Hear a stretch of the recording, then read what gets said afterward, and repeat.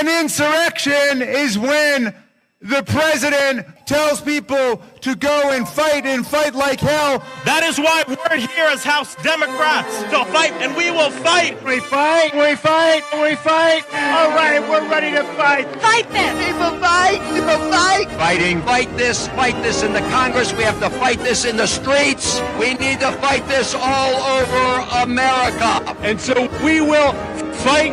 We will fight. To fight. We are here to fight. We are here to fight. And we will fight. We are fighting back. Are we going to fight the fight? Are we going to win the fight? We are going to fight this fight. I am going to stand with you in this fight. We are going to stand and fight. Those revolutionaries, they fought. Fight!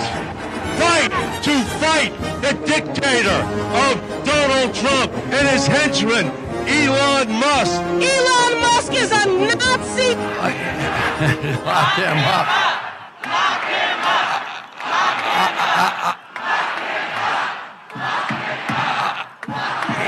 We cannot allow this unlawful, unfair, unconstitutional act to stand. We are going to stand and fight. Fight. Yeah, but we're gonna need to, because this is the fight of our lifetime. Are we gonna say that we fought? We fight. We fight. We will fight. We will fight. And goddamn it, shut down the city. Shut down the damn Senate. We are at war. We are at war. Who are ready to fight? Are you ready to fight? We're gonna fight. When we fight back, we win. When we fight back, we win. When women speak, we war.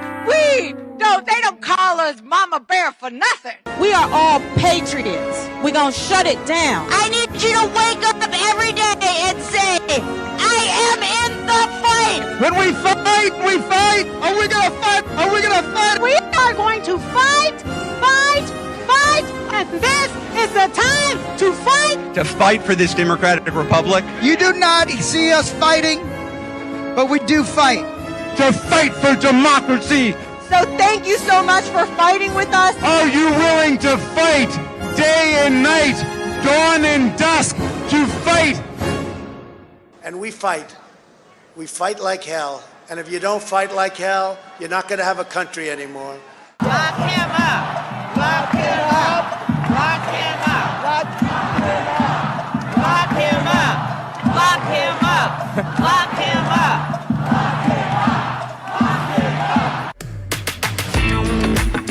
It's the homeless left.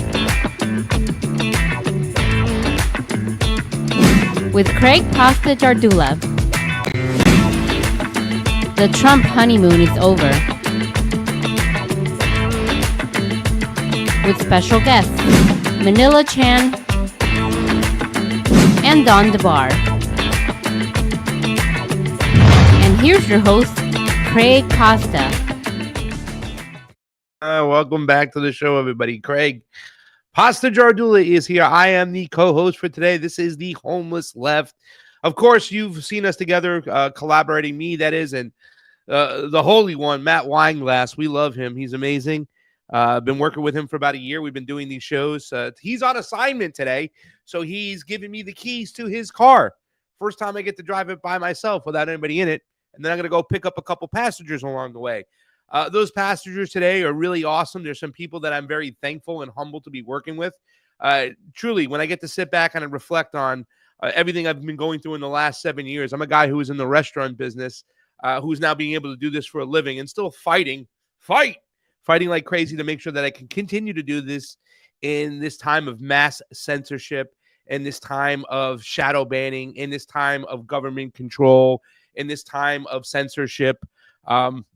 But I really am going to fight like hell to do it. But like I said, humbled by having these relationships. One of the persons I'm going to pick up on the first and get her into the car right here as we go take this puppy on today, this show. A lot of great breaking news. The hearings, they've been confirmed, the two people. The ones who were considered the outsiders might be a little bit different when we look at their hearing. We're going to play that too. But the one person who's going to join me first, when people ask me, what are your thoughts? What can you tell us about MANILA Chan that people don't know? And I almost have the same opinion as her as I do as Kim Iverson. And those two introduced me, had each other and kind of exchanged my numbers and introduced me. But when people ask me, what do you want people to know about Kim Iverson or Manila Chan that people don't already know, is that they're just cool as hell. I have a friendship with both these ladies. We can talk about politics. We can talk about life. Usually when we hang out, there's always food involved. And we're also noticing that Manila doesn't have a nickname. So, ladies and gentlemen, welcome her to the show. First time here on the Homeless Left, I believe. You did our dual stream when it came to the election time. Ladies and gentlemen, she's looking for a nickname. Manila Chan is in the building. Round of applause. I do need a food nickname. Mm-hmm. I need a food nickname, like yours is pasta. I mean, should I go the race route? Should I be Noodles? You know what? I was gonna make a joke and say we can call you Chopsticks, but I didn't want to be like, oh wait, I'll get in trouble for that one. But No, I'm not offended. I think you know me well enough that it's not you I'm worried about. Me. Oh well, are there going to be people, watching the show that would be offended for me? Is that yes? Really? Well, if we see the video in the very beginning that we opened the show, that we're obviously going to start the show off concentrating a little bit on the left. The Democratic Party, which, in my mind isn't even a left party anymore. It's just a cultural war party. It's a globalist agenda party. But, they feel that they have to be outraged for somebody else, offended for somebody else, right? So if I said, here's my good friend Manila Chopsticks Chan, there'll be so many people. They'll be like, oh, my God, could you believe it? And they'll clip it up and they'll put it out there. And like, Manila didn't care. I cared. I was her. And that's the mentality of the left. Sorry, go ahead. They're hurt for me. They're offended for me. They're sticking up for me because you're right. It's the culture war thing that they've taken the mantle of, and it's almost like they take away my agency or other minorities, right? They take away the agency of XYZ group or person to be offended for XYZ group. And like for me, I literally do not care. I'm like the last person to be offended by anybody calling me any name. I mean, I've been called, I think, every name in the book. I've been in media a long time, so I'm sure I've been called everything in the book, and I just don't care. So if you want to call me, we can call me Chopstick. I was going to go with Noodle because you're pasta, and we're debating about your people stealing my people's noodles. So, well, like I said, we didn't steal them. All right, it was a trade. It was a fair trade. Exchange. Thieves steal, geniuses borrow. And we saw what the Asian people were doing as far as their noodles were concerned.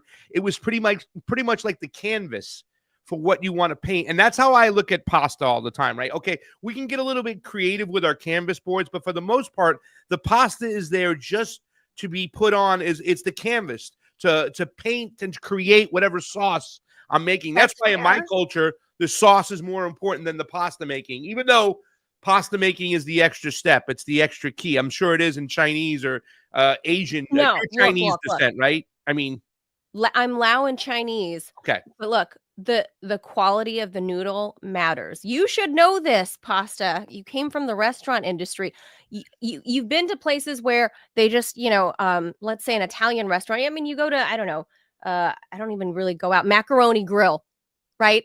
See, you're offending me right away with all these American restaurants. Why don't you just say no? And I want to know right now before you go any further, are you going to sit here and you're going to confess and you're going to put on the record that you make fresh noodles every single time, that you don't have any store-bought noodles? Confess right now, Manila Chan. But my point is, I think it is not simply a canvas. The noodle or the pasta is not simply a canvas, that the quality of that canvas matters. Because if you go to like a high-end Italian restaurant where they make the pasta there and they cook it right there and then serve it to you, it takes a while, but you can taste the difference, right? Rather going to like Macaroni Grill, right? You can taste the difference. Same thing with, Asian noodle houses, right? And you can taste the difference. So I think we're doing the world a disservice by saying noodles are just the canvas.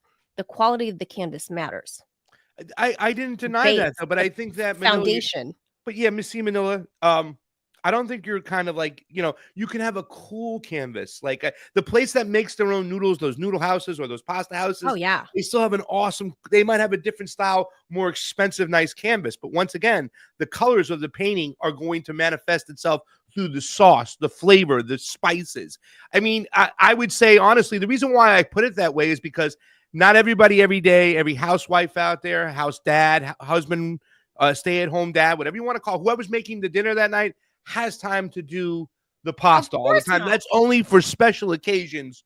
It's the sauce that really hits home. Although the new trend now, especially with wives on the right, called the trad wife. You know what that is, right? No, I have no idea. You don't know that whole trend? No. It's called the trad wife. And so, I mean, if we're going to culture war everything, right, it's not only on the left, it's also on the right.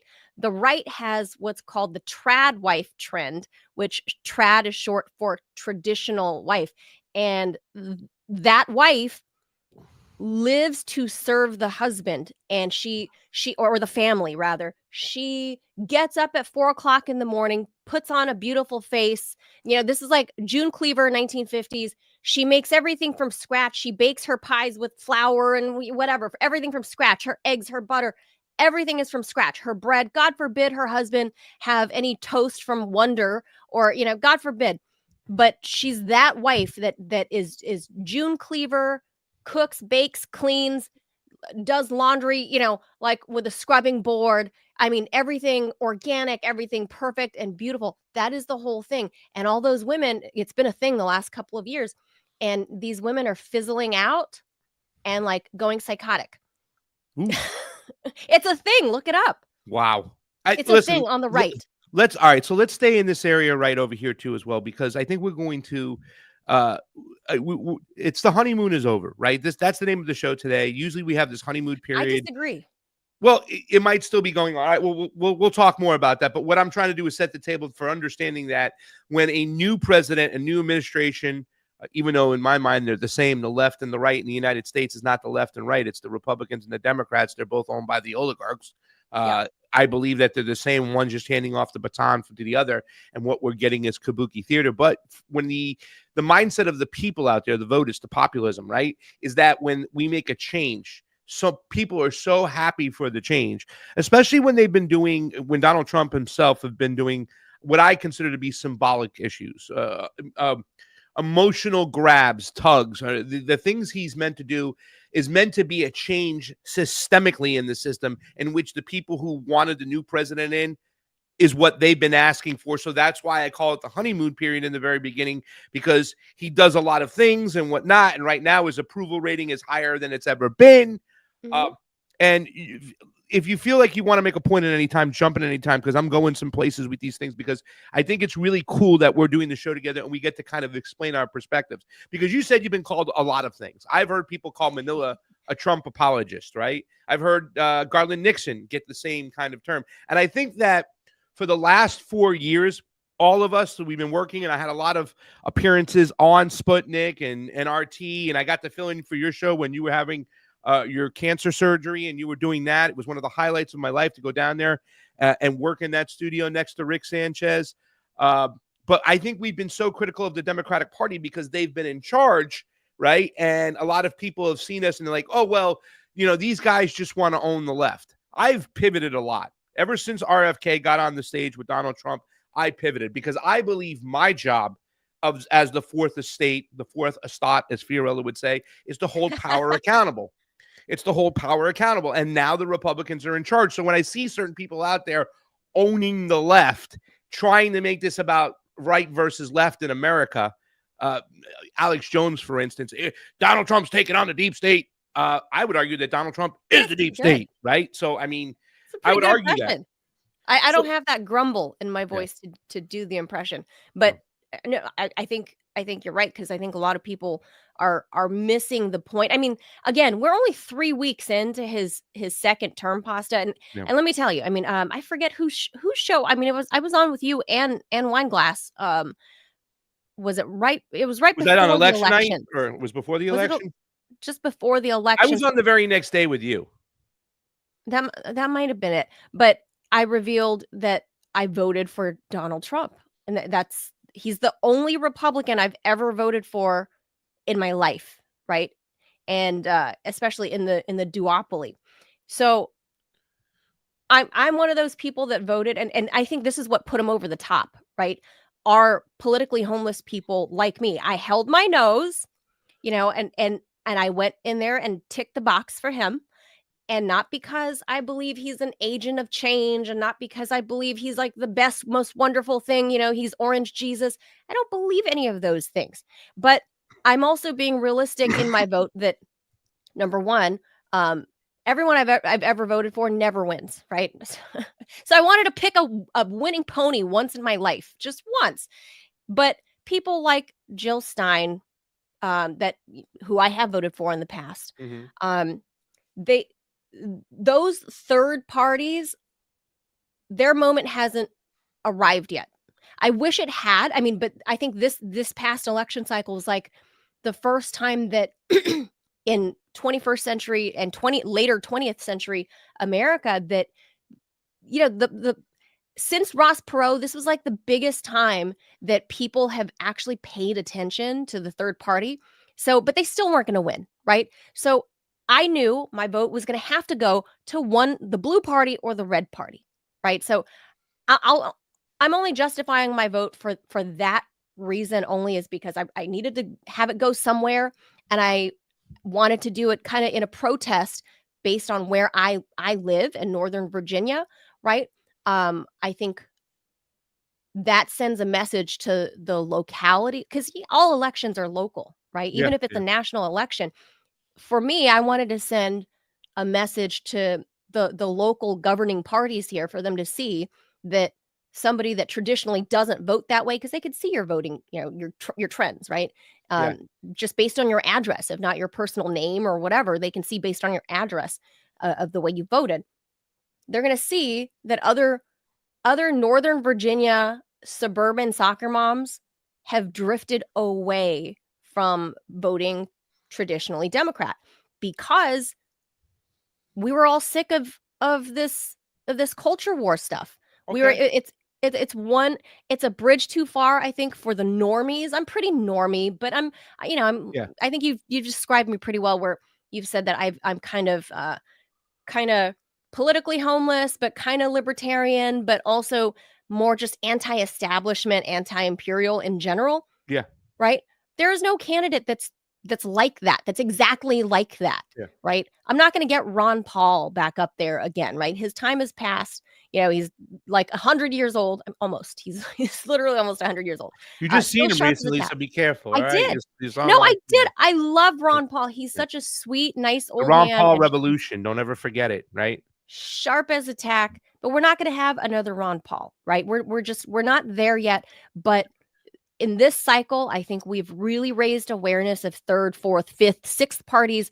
And I think we're finally seeing this duopoly being not shattered, but at least the window is broken, right? Yeah. People realize, oh, there's other choices. So I think that's a move in the right direction, just by a little bit of a political shakeup based on your locality. For me, that was what my vote stood to do. Ultimately, my county went to Harris anyway, so it didn't matter. Yeah. But they were going to notice my vote. So that was why my vote went that way. But I personally don't think the honeymoon is over for Trump. I think we're 3 weeks in. I think the first 100 days, I think everybody gets 100 days. I like those long honeymoons. Everybody gets every new POTUS. Give the first month. 100 days. That's it. I give them the first month. That's it. 1 month. Remember how long people were like in love with Joe Biden because they were so relieved that he wasn't Donald Trump? That went on for synthetic. a while. That was synthetic, though. The majority of the people, I think there was a lot of people who, I said on election night, right? I went on WBAI after in New York, and I said, listen, I didn't want Donald Trump to win, but I wanted the Democrats to lose. And that's almost like what it sounds like your vote is, right? Well, I ended up voting for the Libertarian, Chase Oliver, because I felt that the Libertarian Party, through a fair primary process, I thought that was absent of the Green Party. Listen, I covered the free and equal debates where Chase Oliver and Jill Stein shared the stage with this other nut job. I forgot his name. It was some just pro pro-life guy and was trying to bring pro-life into everything, and and obviously the same talking points. But for me, I think the vote was, no matter what, it couldn't be for a Zionist. I think that's the biggest issue we have facing right now. We have an ethnic cleansing and a genocide going on with American weapons, and it feels like what was going to happen. And this is why I got mad at a lot of the libertarians. You're a conscience voter. Well, not just the conscious voters, that I don't have the answers. I know what not to do, but I don't know what to do. Manila, I can't freaking tell people what to do. I can tell them I know that it exists. Any solution exists outside the two-party duopoly. Sure. I'm pretty confident on that. But I'm always a conscience voter, but conscience candidates always lose. So I knew, for this one time, I needed to make a different kind of a statement locally. And because look, I mean, you and I both knew Chase didn't stand a chance in hell. Yeah. Dr. Stein didn't stand a chance in hell. None of the other, it was going to be one of the two were going to win, Harris or Trump, one of those two. Yeah. And so, you got to. Well, I wouldn't say win somewhere. I'd say one of those two would be anointed, right? Because the system itself, and we can break into that system. But let me ask you this one question. And Jamie, put this question up for a banner here so we can clip this up. And Manila could have her own little segment. Do you consider Trump to be the lesser of two evils? Ooh. Let me ask it again. You ready? Do you consider Donald J. Trump, when it comes to comparing him to either Joe Biden, Kamala Harris, do you consider Donald Trump to be the lesser of two evils? Oof. Of those two, specifically, if it's Donald Trump versus whoever would or was on the 2024 ticket, right? Specific to that, right? Mm-hmm. Harris / Biden. I would say he is the lesser of the evils versus Biden or Harris. And I'll tell you why. I'll defend my reasoning. I think we're starting to see it play out now with the last 24 hours where Trump has revealed and Putin has confirmed that they had a 90-minute bromance phone call, that they both want to move in the direction of a bilateral meeting to open dialogue about how to bring the Ukraine war to an end. Of course, I have a deep personal vested interest in wanting to see peace between the countries, not only, the humanitarian stuff first and foremost. Yes.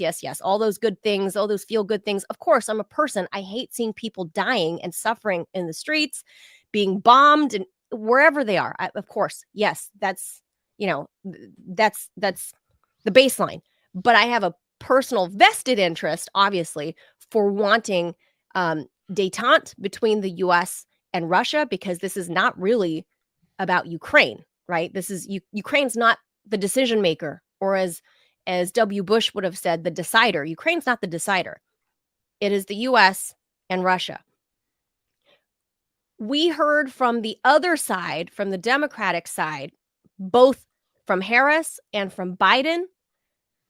They signaled there was no signals of wanting to wind this thing down. There were in fact, it was just the opposite. They were signaling that they wanted to continue the war and ramp up the clip in which people were dying. They wanted to send more weapons, more money, more everything, more. They wanted to get the allies to send more aid, more war, more weapons, more. They wanted more death.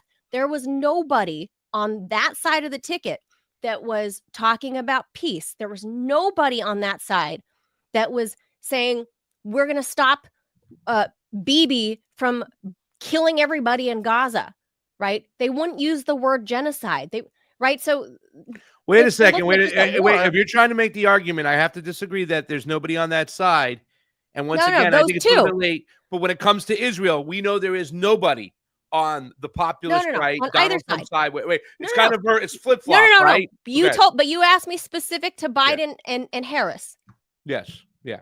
No, I agree. I agree. Yeah. Neither Biden nor Harris would call it a genocide. Neither Biden nor Harris said that were going to stop funding or arming Israel. So whatever war that you're worried about, nobody on that ticket was talking about ending that war. I'm not saying Donald Trump is talking about disarming Bibi, but at least one of the fires he's at least trying to put out, and that's the one that's in Ukraine, and that's the one that's been going on the longest with the highest death toll, with the, so I'm happy that dialogue has been opened and both parties, Moscow and Washington, are admitting it proudly, as they should be, because the Biden-Harris administration, forget the candidates, the administration, as a matter of policy, completely cut off all dialogue between Moscow and Washington. There weren't even back channel communications. Okay.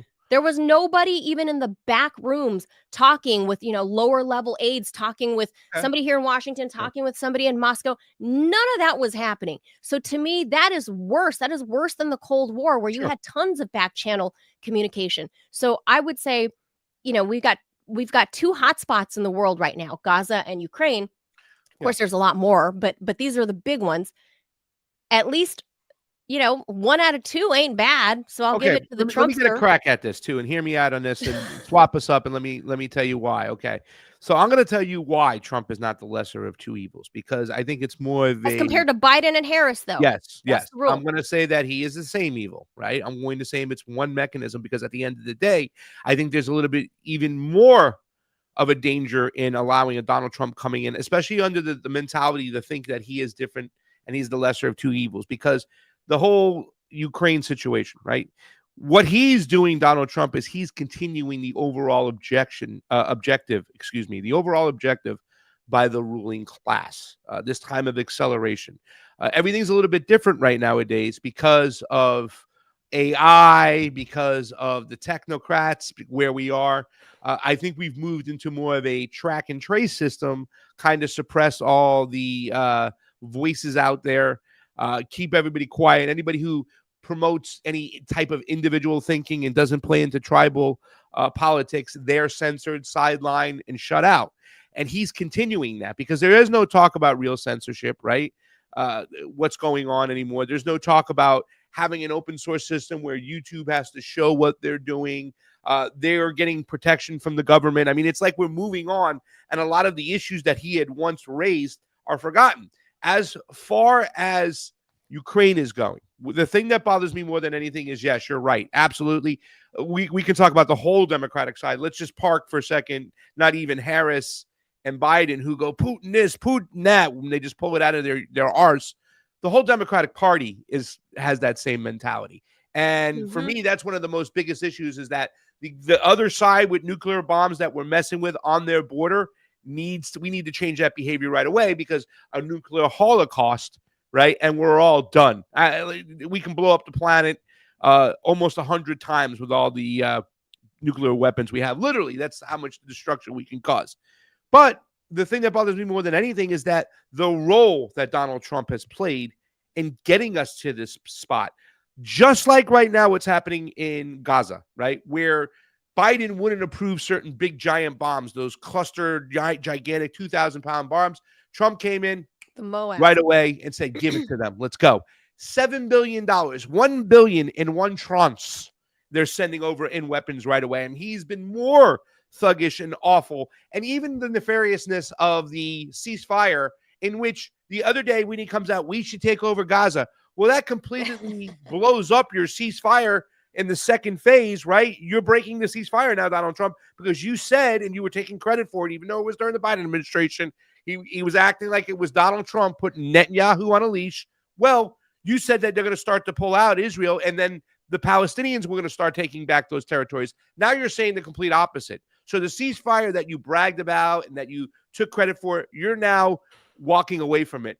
Donald Trump played a part in Ukraine. He gave weapons to the Kiev regime that Barack Obama wouldn't even give him. I mean, and also let's not forget about the spyware, right? When I talk about Donald Trump is here to advance the fourth industrial revolution. He's the usher in the technocrats, because if it was Joe Biden or Kamala Harris on that stage on day 2 of the presidency, and either one of those Democrats had Larry Ellison up there from Oracle and Sam Altman from ChatGPT AI, and had these guys talking about we're going to usher in the fourth industrial revolution of AI coming right now, the Republicans, any Republican that does a show, any Republican or populist right, any libertarian, they would have lost their minds, Manila. So the problem is, the reason why he's not the lesser of the two evils, and what we have to acknowledge what Donald Trump really is he's the continuation of the oligarchs with just a different face. It is WWE wrestling right here.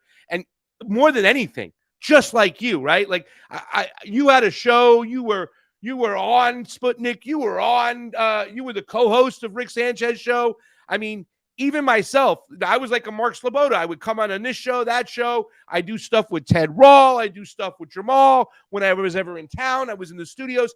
I want that back more than anything, right? And a lot of people sometimes think that Donald Trump is the quickest avenue to that. But I don't believe that. And I'll only believe it when I see it. And everything that I see in front of me tells me more than anything that Donald Trump was meant to be in there by the oligarchs. They're fooling everybody. He's not the lesser of two evil. But he's the continuation moving forward. Go ahead.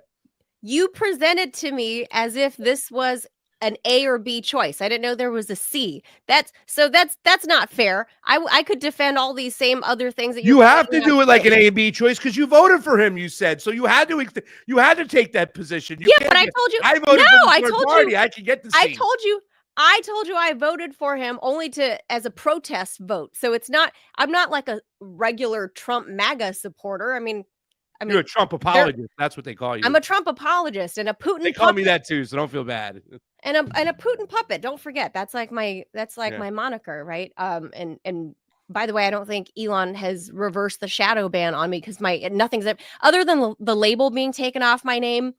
Nothing has ever been the same for me. And then, of course, Google completely nuked my original channel. Like I'm not even allowed to have a YouTube account. So I hear you. Believe me. And when Elon you're talking is the henchman for Donald Trump, right? He's running around. Elon's running around. He's with the Donald hatchet Trump, man right now. Right? He's the hatchet man, of course. Yeah. I mean, so I agree with you on those fronts. The Moab thing with Israel, Donald Trump. I already knew that he wasn't going to be any better than Biden or Harris on Israel. I already knew that. I mean, you can't expect any better from that. What I was hoping better was the whole Ukraine thing. And for me, I'm seeing the dividends paying out pretty quickly. I mean, we're in week 3 and they're talking about, finally opening up relations, talking again. Trump today just called for, I don't know, maybe a half hour ago, is on record now saying that Russia should be able to rejoin the G7 to make it back to the G8. I think those are big moves in the right direction towards a bigger global peace. Because for me, when there's silence, when there's radio silence, there's war. That void is filled by bombs. When there's dialogue, there's peace. So you need to have dialogue. So for him to just start at least opening the lines of communication, those are steps in the right direction. With as far as what Elon is doing, I mean, I'm not a fan of Elizabeth Warren. I never really liked her or trust we her. use nicknames on the show. Pocahontas. I never really trusted Pocahontas, right? I mean, I liked some of the things she stood for back in the day, maybe not so much now, but the CFPB was one of her babies. And I actually think that's one of the good bureaucracies, one of the good, expansions of government. Yeah. I think that was a bad thing that they just shut that place down. I don't know if they can formally do that, how you dismantle that, if it's an act of Congress or what. But for now, they've ceased operations at the CFPB, right? Yeah. So I don't think that's a good thing. I think that we have to be very cautious, though, Manila, and I'm sorry to step on your words, but while we're right there, I think that's a very important point. I also think about USAID and them closing that down. Now, I go to Latin America a lot. I've talked about this on a lot of shows with Ted Rawl and what's our game? Steve Gilbert? Is that his name?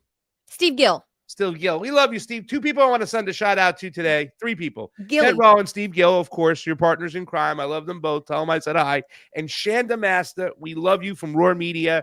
Me and Manila were talking about you before the show. We want to send you nothing but love. Get well soon. You are an amazing human being. and I miss you. And I'd love to get back to work with you soon. Okay, really quickly, because I know we got to get you out of here, but I want to get your opinion. And I think this was a really nice little dose of what a show could be like, you know, a call-in show. I can imagine if we had some call-ins and we had the other opinions there. It'd be so freaking awesome. Like I said, it'd be so fun. You're so down to earth. That's why I'm going to call you Manila Affogato, because you took me from gelato and I had an affogato. It's one of the best places and stuff. You're a foodie, and that's what I like about you. I love, my mom owned a restaurant, so, you know, I grew up around food. What kind of restaurant? A Lao restaurant. It's got to be Manila Chopsticks. Is Chopsticks, though? Chopsticks Chan? Chopsticks Chan? I don't know. That could work. We can call you Jackie. Think about it. No. I know that's weird, right? It's bad. Listen. Here's the important thing. We're going to do it the Italian way. We're going to do it the Italian way. I'll let you approve a little bit or disprove or give us your point of view, but you can't come up with your own nickname. I didn't give me my nickname. We gotta give it to you, right? So we'll give it. I agree. I have this debate going on with my brother because I call his baby, my nephew, a nickname, which is his initials, CJ, his first and middle name, right?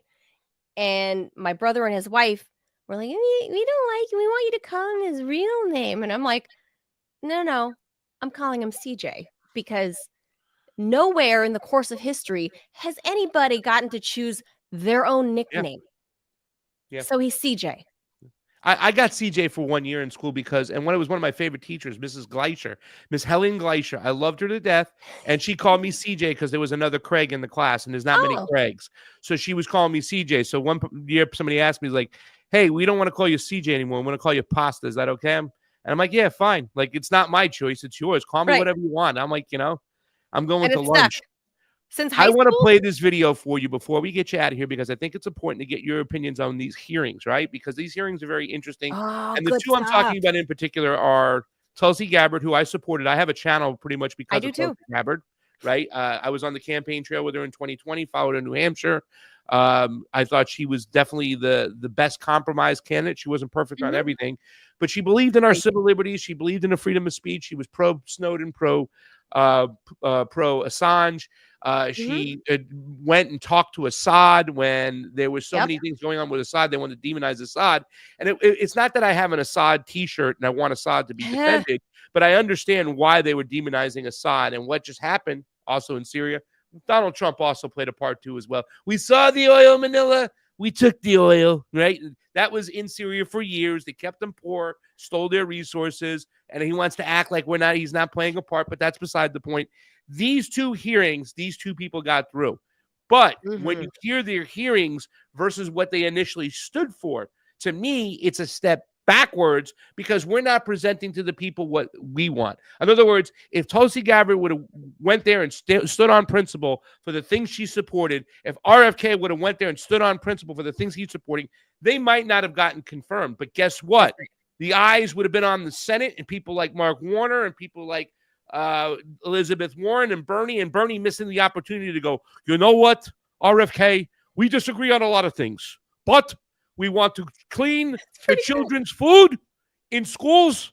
And if you give us $27 a donation, we will clean the kids' food. I am not being Meshuggah here. I am being serious.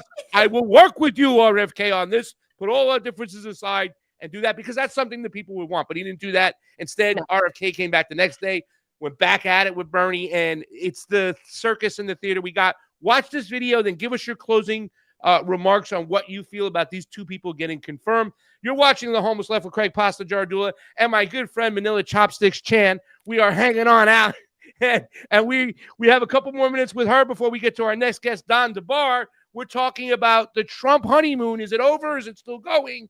Well, if the honeymoon was over and they were about to get on a plane, the maitre d' or the waiter came out and says, I know you haven't had these desserts since you're a little kid. And he put down in front of Donald Trump a confirmation of RFK and Tulsi Gabbard. Let's watch this video. Thank you for following, guys. Help us on out. Hey, everyone. Craig Pasta Jardula here. And I want to remind you all that it's not what you heard, it's what you're hearing, as in confirmation hearings. Yes, the two most anticipated hearings, Tulsi Gabbard and Robert F. Kennedy Jr., have finally wrapped up. And what an absolute circus they were. I don't know who is worse, the candidates themselves or the so-called lawmakers tasked with confirming them. Let's start with the U.S. Senators. legislators. After watching this sham of a hearing, it is impossible not to notice just how belligerent and disconnected these politicians are from the people they're supposed to represent. Take Senator Bennett, for example. This guy threw an absolute full-blown tantrum demanding that Tulsi Gabbard call Edward Snowden a traitor. Newsflash, Senator, most Americans see Snowden as a whistleblower who exposed government crimes, not as someone who committed them. A lot of us think he should be pardoned, not punished. Then there was Elizabeth Warren grilling RFK Jr. about whether or not he would take money from lawsuits against vaccine manufacturers. And why? Because she was afraid he might actually hold them accountable, even though they already operate under qualified immunity, meaning you can't sue them. Hey, Liz, who exactly are you working for? But let's not let these candidates off the hook either, because they were just as bad. Will the real Tulsi Gabbard please stand up? She completely flipped on multiple key positions, claiming Snowden did break the law, blaming Putin for the war in Ukraine, reversing course on 702, and even agreeing with one senator that Assad gassed his own people. Seriously, who is this person? And then there was RFK Jr.'s theatrical performance. I'm pro-vaccine, I'm pro-vaccine, I'm pro-vaccine. He just kept repeating it like a broken record. Now, I don't care where you stand on vaccines, but let's just be real. RFK Jr. built his name taking on Big Pharma and exposing the corruption behind vaccine manufacturers' qualified immunity. But now, the guy who wrote the real Anthony Fauci is suddenly reversing course, going so far as to say Operational Warp Speed was a phenomenal achievement. He said the exact opposite just last year. So where does all this political theater leave us, the American people, without any real representation in what's supposed to be a democracy? But here's the silver lining. If these so-called outsider candidates like Tulsi Gabbard and RFK are willing to abandon their own supporters and their own positions so shamelessly, then it's crystal clear we have zero real representation in our government. So it's time to drop this hero worshiping mentality that got us here in the first place. So with that being said, I ask you this simple question. Is there any representation in Washington for we the people? Or are we just left completely out in the cold? I want to hear from you. Manila Chan, I want to hear from you. Is there any representation, and what does this confirmation mean? Because a couple months ago, when people were floating these ideas, this would have been the greatest thing ever until they got on the stand and they had to lie pretty much or reverse course on their positions. I mean, I think that should really give us a clear understanding of what we're dealing with. Your thoughts, and please, Manila, let everybody know where they can find you. And thank you so much for coming on The Homeless Left. Yeah, you got it. It's always fun to be on with you, Pasta. So, first of all, let me just say, I don't think you were being entirely fair in the whole RFK thing, because it's not that he suddenly flipped course and said that he is pro-vaccine. He was never really anti-vax. That was the thing. It was mischaracterized over and over as a means to malign him by the Democratic Party and the mainstream media, who also all lean, I don't even want to say to the left, because then I'd be maligning what little bit of true left the true progressives and the true lefties in America. I don't want to malign them and conflate them with the Democratic Party, but the mainstream media is with the Democratic Party. And RFK Jr. is not only the scion of the party, right? He was born and raised, bred to be that party. Like he is basically if the closest thing to Democrat royalty that we have in America, right? They loved him for years. He was an environmental lawyer. He was a lawyer for the people, defending people that are injured by this or that and big corporations. We love RFK Jr. But the moment that COVID came around, or actually it started ramping up, with the whole autism thing, there was murmurings of people not liking his position, but murmurings. But in unison, when the COVID vaccines came out and he brought up the idea of thinking for yourself or having vaccine choice freedom, suddenly in unison, the media went all out blitz on him, calling him, nutty, anti-science, pseudoscience, blah, blah, blah. So he's admitted that he's vaccinated. His children grew up vaccinated. It's not fair to malign him as an anti-vaxxer to begin with. That's not, I don't think, an accurate description of him. He did say that Operation Warp Speed was a phenomenal achievement, and he did say that he agreed with the vaccine schedule for children, which he's never been for that. he also ate a freaking Big Mac on Trump Force One. Yeah. Right. With a Diet Coke that Donald Trump had. Right. And he's like, had this weird look on his face, like, I'm going to eat McDonald's. But again, you're jockeying for a job. You're jockeying with the boss. And now you're jockeying. He had to jockey in front of these Congress people. And I watched the whole thing when he was up there with fighting with live with Liz Warren or I have to say Pocahontas. Yeah. On this show, we use nicknames. Yes. When he was fighting, when Old Raspy was fighting Pocahontas, I was flabbergasted that she has become a shell of who she was 10, 12 years ago, that she is sitting there basically, the absurdity of telling a lawyer that once he gets out of, whatever government position he's in for the next couple of years, when he goes back to the private sector, that he's not allowed to practice the very specific area of law that he's been practicing for the past 35 years. That, number one, on its face is ridiculous. Number two, then you have this whole, who the hell is this Liz Warren? Since when did you care about protecting Big Pharma? You were the lady that championed us having the CFPB in the first place under Obama. And now you're this lady that's like, how dare you pick on the poor pharma companies? What kind of horrible person are you? Say that you won't sue them. Yeah. That is insane. Like my mind was blown watching her do that. I was just screaming and yelling at my iPad going, is this woman, has she lost it? Has she gone senile? What is happening here? Does she even understand what she's saying? But then we come to find out that she is one of the top 5 pharma-backed senators in Congress. Hello. Yeah. She has her paymasters, just like Bernie. Bernie's among the top 5 as well. And Bernie, God, what a disgrace. But look, I don't blame RFK Jr. nor Tulsi for having to say what they got to say to get the job, right? How many times have us as regular people have to bullshit our way into getting our foot in the door to get that job? Maybe you fibbed a little bit about your experience. Maybe you fibbed a little, but there's always some fibbing to get yourself into the door to get the job. And look, let's be real. Every politician, they stump, they lie. If they're opening their mouths, they are lying. Maybe 10% of it is true, but 90% of it is going to be a lie. So what difference does it make if they're saying that during their confirmation hearings to make sure that they get themselves to the floor for a full vote? Because here's the thing, how this actually works is I've known for weeks that Kennedy, if he was going to make it to the floor, he was gonna win. I've known for weeks. I have some insider knowledge.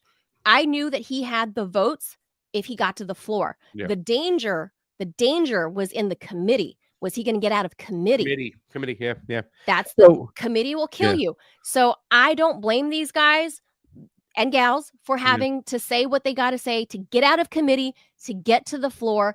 And then let's see the rubber hit the road and see what, how fast this car drives. Let's see if they're really going to take us where they told us they were going to take us. I don't hold it against them because I know it's a dog and pony show when they're in committee.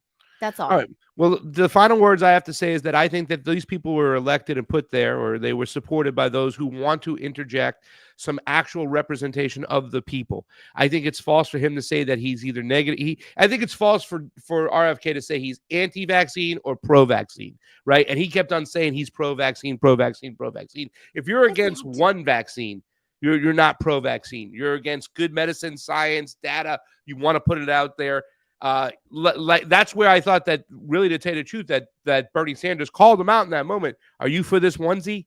You know what I'm saying? Like, my personal opinion is, Tulsi Gabbard, you're going there, and the people you represent don't want you saying that Snowden committed a crime. Snowden, exploited and showed that there was a crime being committed. Very, very different. Right. So for me, the opportunity for them to get there is to finally show some representation for the people. And I'm going to just say this and hand it off to you and let everybody know where we can find more Manila Chan. That sometimes when you win, you actually lose. And that's what I see in the situation of Tulsi Gabbard and RFK, because they went back against their word, their values. Sometimes when you lose, had they come there, stuck to the guns, talked about the things that made them popular in the first place, to me, they would have won, because they would have won over the mindset of the American people. And their voice would have been louder. And people would have said, way to go. We're sick and tired of these oligarchs and their stenographers in the Senate representing the donors and not representing the people.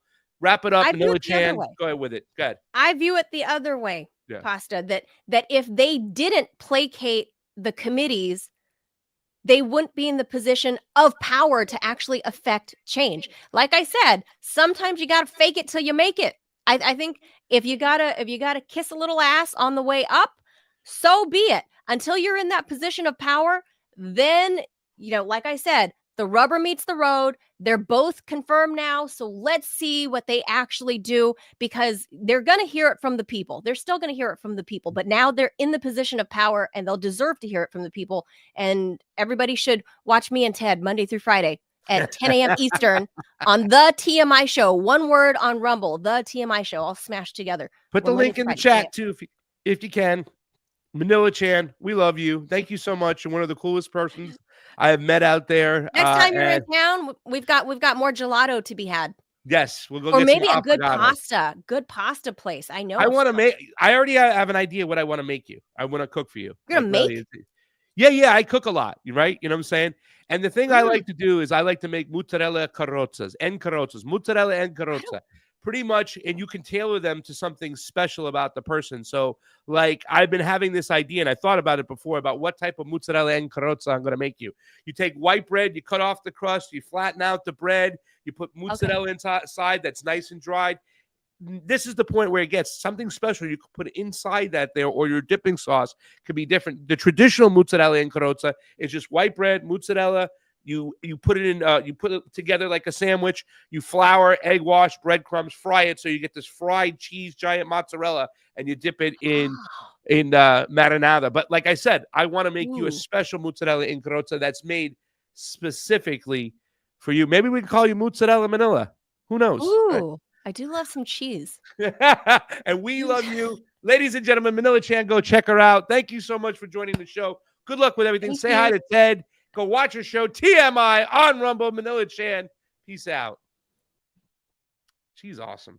Just awesome. I am so friggin' blessed to work with the people I'm working with. Fred, I love you. Give me a call. We have to touch base and speak. He's part of the production team, production of Pasta and Life. Always listen to my guy, Fred Edward. I love you, brother. Let's give us a call. Thank you for all those people who are watching in there. Guys, our next guest is really cool.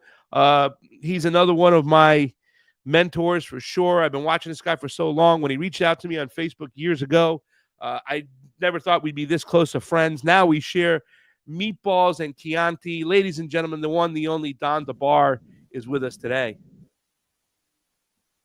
If you're going to make a joke with that hat on, put your microphone on.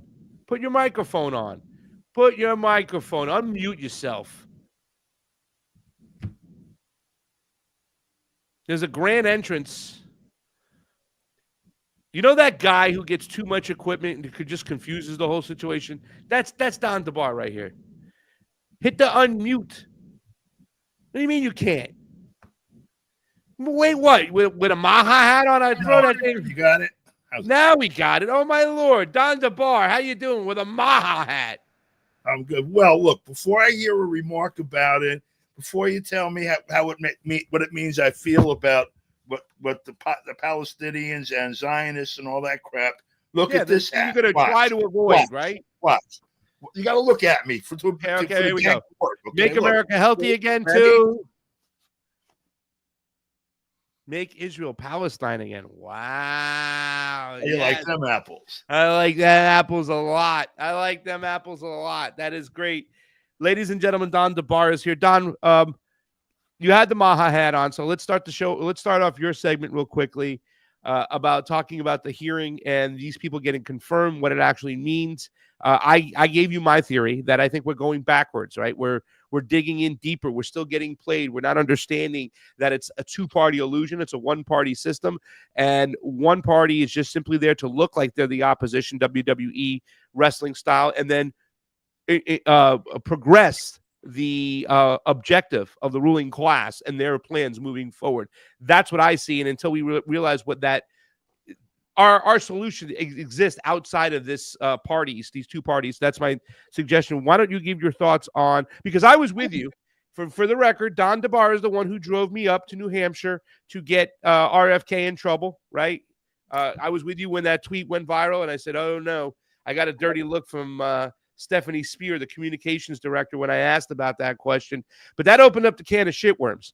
So we were there together when we got to ask RFK these things. And now he is confirmed to be the head of HHS, Health and Human Secretary, which much better than the last one, Xavier Becerra, who I actually caught in Chicago and cornered him on a question. But I like to do that to the HHS secretaries. Your thoughts on this confirmation hearings, Tulsi, RFK? What do you make of it?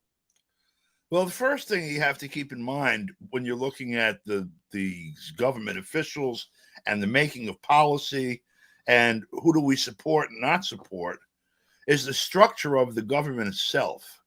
And so, first of all, I mean, you've put a lot of time in, and I think it was time well spent, critiquing what happened with the pandemic, or whatever term you want to refer to, what happened with in the COVID and COVID aftermath, vaccines, and the full expression through our economy and our political culture and our lives of the mega pharmaceutical companies and all of that. It's a major thing that has to be dealt with. Also, the thing that Kennedy was emphasizing about health in general. I mean, it goes back to his uncle. I remember that stuff in the Kennedy administration. You know, these are all extremely valid points that have never been addressed before, and no one offering a critique of agency capture, in my memory, that ran for president or has been in the cabinet.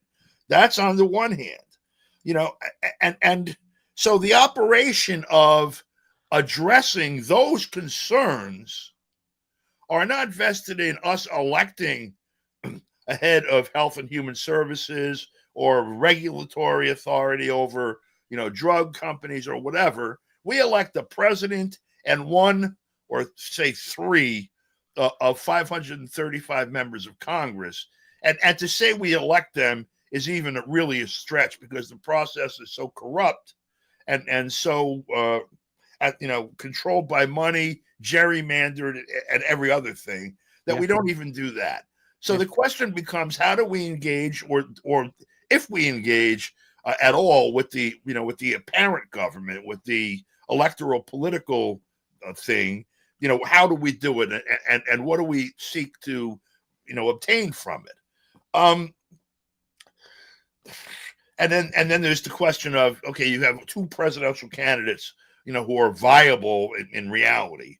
In other words, one of the two of them is going to end up being president unless they shoot them both, or one of them, and put somebody else in there before the next January 20th comes along. Looking at what we were looking at last year, you've got, if you vote for Trump, you're voting for the campaign that promised to stop the war in Ukraine, to put Kennedy and that agenda in charge of HHS. Forget whether he's going to actually do it or not, or whether he can actually do it or not, or if Trump or anybody else who pulls Trump strings intended for it to happen. This is what was presented. We're voting on what's presented, and knowing that what's presented is just the apparent, if that.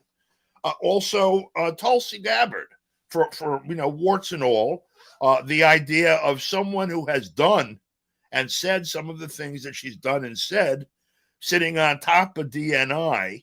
These are things that are, if nothing else, even if they are, just a game, a TV show, novelties. No one has even uttered these words going into those positions. Now, does it mean that there's been some kind of fundamental change, or does it mean, that this is like BS 2.0, or SOS, same old, Same old, yeah. We don't know that. That's going to be the output. We're going to find out what happened. if we get everything we want out of them, it doesn't mean really there's been a fundamental change. This is just what the system had to, spit back at us if that happens, because it realized how close to the precipice their whole machine was, and that they had to throw. What was FDR? Was FDR really, a radical democratic, et cetera, et cetera? No, there were 2 minutes from a communist revolution here, and in the rest of Europe that wasn't fascist, and that was the biggest nightmare that they had. And so they were willing to open their banks and go in and grab a few rolls of quarters and hand them out to us so that we could eat and not rebel. And if this turns out to be great stuff that we get from Tulsi Gabbard and RFK or whatever, it'll be great stuff that we get from them. But all it is the system's attempt or concession to hold its own position. I think that's the best word, by the way. It's the concession, right? Yes. Okay, so let me piggyback on that too as well, because and Jamie, get ready for the game to put the banner up. I always challenge Jamie Cheese Slice on the 1s and 2s, our engineer for today, and our normal engineer. We love him. He also engineered the LOL this morning. Dan Kovalik and Danny Shaw were on with the professor Jeremy Kuzmarov and Gloria Guillo. So it was a really fun show. I got to catch a little bit of it. It was really fun watching. I love all the, like I said, I am so humbled to be able to be close to all these people, including yourself here. You're one of my my Goombas. I have a personal connection to you, so it makes things better. But to have these conversations and the ones we're having right now, I think are so important. And yeah, what does that say? That's long-term understanding of Bobby Kennedy, because this is work he did right here in the Hudson Valley 25, 30 years ago. Yeah, and there's been some great work over there. Let's stick on this whole for a second. Me and you have been subject, and we've always been, since before I really knew you, and I paid attention to your work and reading certain articles. I can remember an article you wrote about, and I don't mean to bring her into the situation, but so what? She's a target. She opened her mouth. She deserves it. Medea Benjamin talking about that we can't give up Afghanistan to the Taliban, and your opinions on that. What I'm trying to say is that we've always been individual thinkers, and I think we've had no problem calling out what some people would label as the shit libs, the establishment people, the ones who are there, the oh my gods, they pay attention to the culture wars. The same people who have the same mentality to get you removed, from Rebel Media and from all that situation, that kind of mindset. When I'm on WBAI, I worry about certain things to talk about because I don't want to go too far against the Democratic Party. We've had kind of, those pushbacks from those people. Then sometimes people would kind of label us, just like Manila, they would label you a Trump apologist because we would call balls and strikes. Do you think there is some threat right now that we pay so much attention to them that we do kind of look at this situation as the lesser of two evils? You're getting something from Trump, because I believe the system is supposed to put that out. They're supposed to make you question the lesser of two evils. They take turns being the bad guys. Right now, the Democrats have done their part. They make Donald Trump look like a legitimate option when I feel he's not. Do you think there's something to worry about as far as concentrating on the Democratic Party? In other words, there are people on the left out there that are still owning the Democrats, but not criticizing the administration in office now that's holding power. How do we square that circle and get that good balance right now? Because a lot of people have come to me, and we've talked about this. The Democrats, there's not one of them who are really talking about what's going on in Ukraine and Russia. And at least, and from the phone call we heard about today between Trump and Putin, the bromance for 90 minutes, there's progress moving towards that. What appeared to be the Democrats' war, even though I would argue that Donald Trump did what was necessary to set them up during his 4 years of administration, providing weapons to Kiev for that to take place. How do we kind of have that balance that's needed moving forward and not just be like an Alex Jones where it's the left and the Democrats are the deep state, the left and the Democrats are the deep state? Oh, please. The whole lot of them. I mean, the deep state isn't, none of them actually are the deep state. Yeah, all of them are the face of the deep state. There is a deep state. The deep state means the actual state that exists, that's outside of your view, that's behind, the circus that you're looking at on television. And the circus has red and blue clowns. It has had them, for my whole lifetime.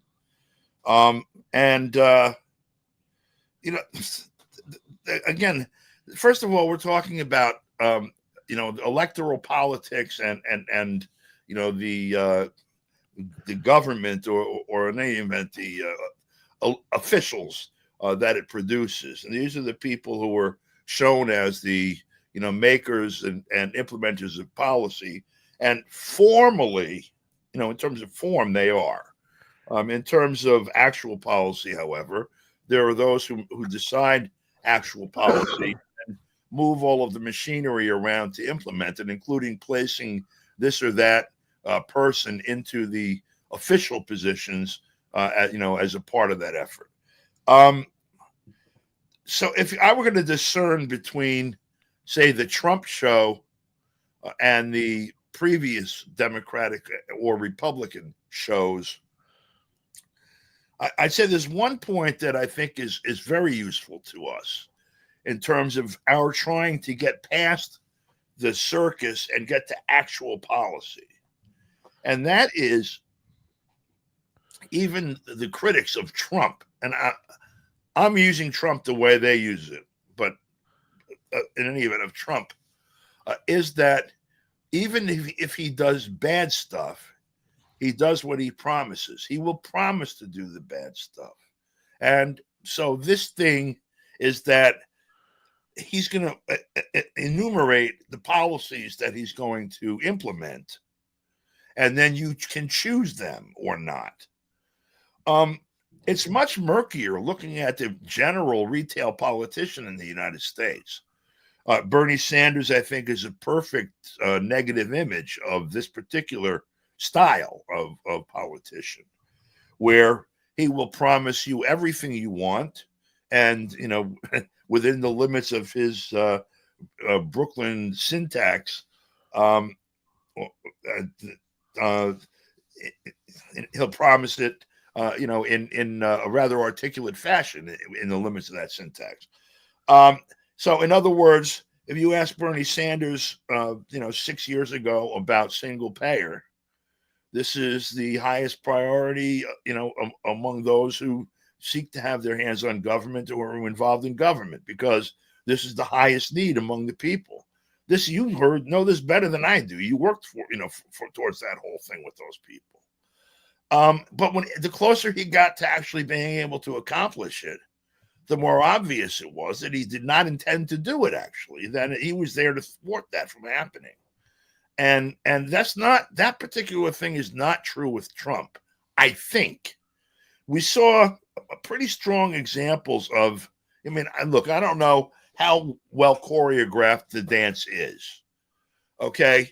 If he goes and he sits down with the president of Russia or the president of China and says he wants to accomplish these different things, and then Congress imposes additional sanctions by a 420 to 5 vote in the House and 100 to 0 vote in the Senate, and thwarts it, was that Trump not delivering because he was thwarted, or is this a dance that they go drink to after it's over? I don't know that.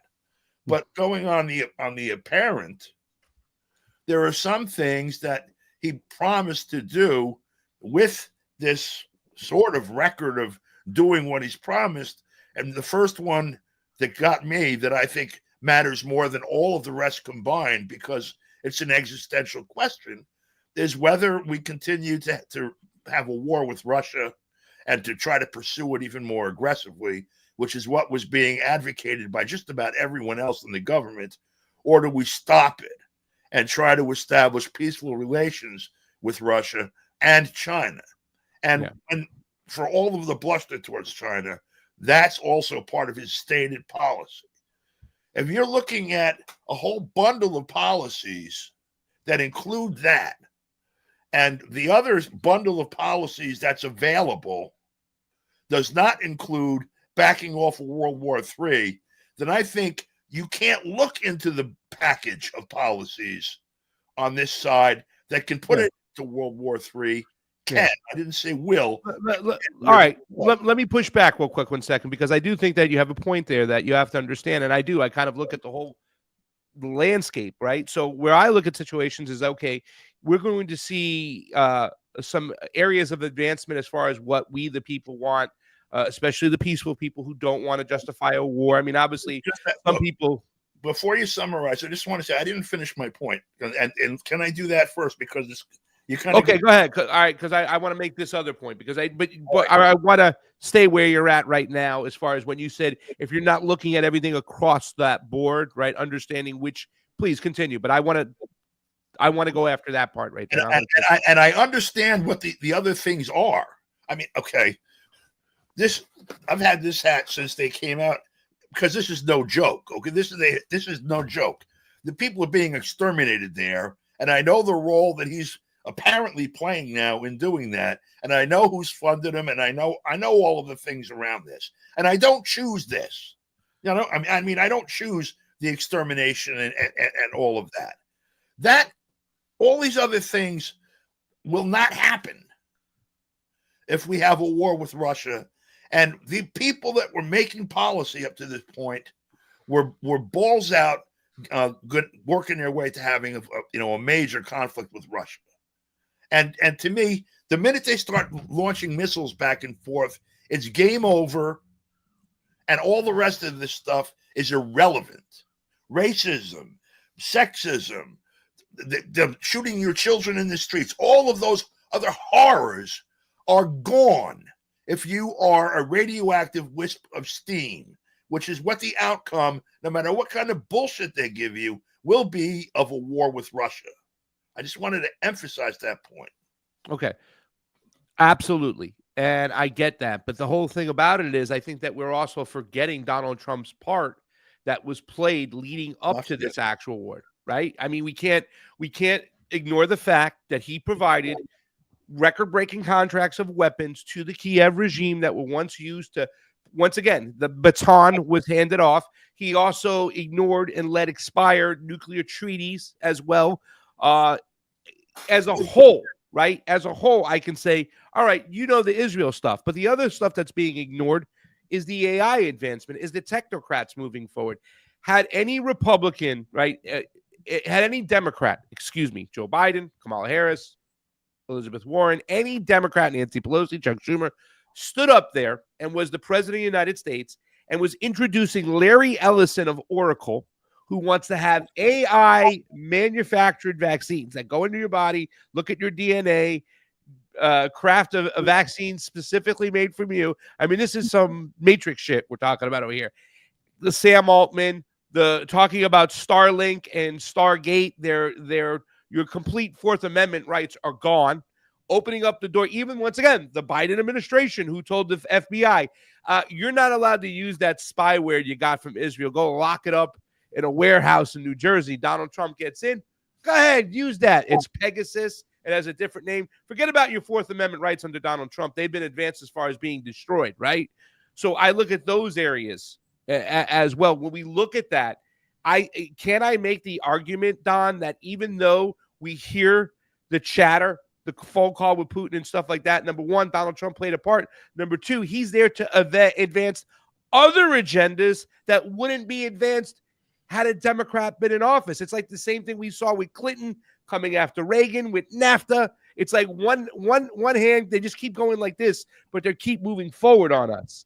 So to cite that, to see that, right? Because here's the thing right now. I'm being called the black pill, Don. I'm being called I have Trump derangement syndrome now because I've attacked him. That's not true. I just view the mechanism.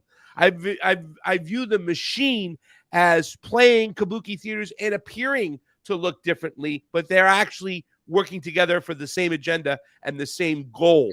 One side can do what the other can't. Is that a fair argument? I think you're missing the essential part of my argument. No, I do. I do. I understand your argument that it's all inconsequential. Listen, nuclear holocaust is the worst thing that could happen because everything else falls at the waistline. But once again, going to the kabuki theater, and let's be honest, I don't care who was the president right now. There's no way that Ukraine can hold on this long. They don't have enough people. They don't have enough bodies. They're being exterminated. This thing was going to come to an end one way or the other. I don't want to credit Donald Trump for it because he did provide a lot of the weaponry that allowed that war to start in the first place. No, see, that's the thing.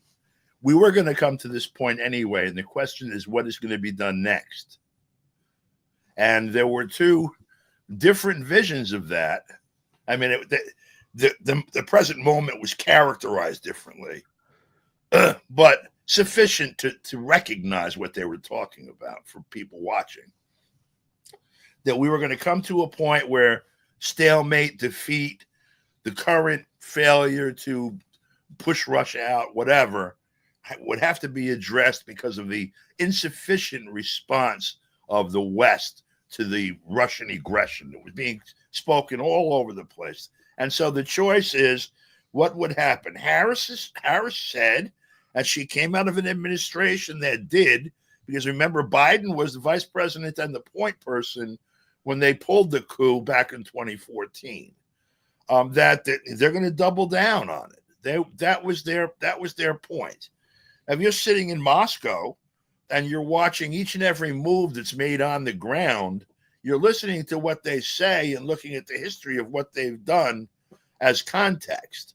And when they're telling you the doubling down, the first time you see 2 extra F-35s or whatever. But Lindsey Graham was a part of that. The Republicans were part of that, and Donald Trump's running around with Lindsey Graham and having him on the stage. It's the same. It's the same party, Don. You're missing the point. All right. They weren't going to make the phone call to have a conversation about how to deconflict.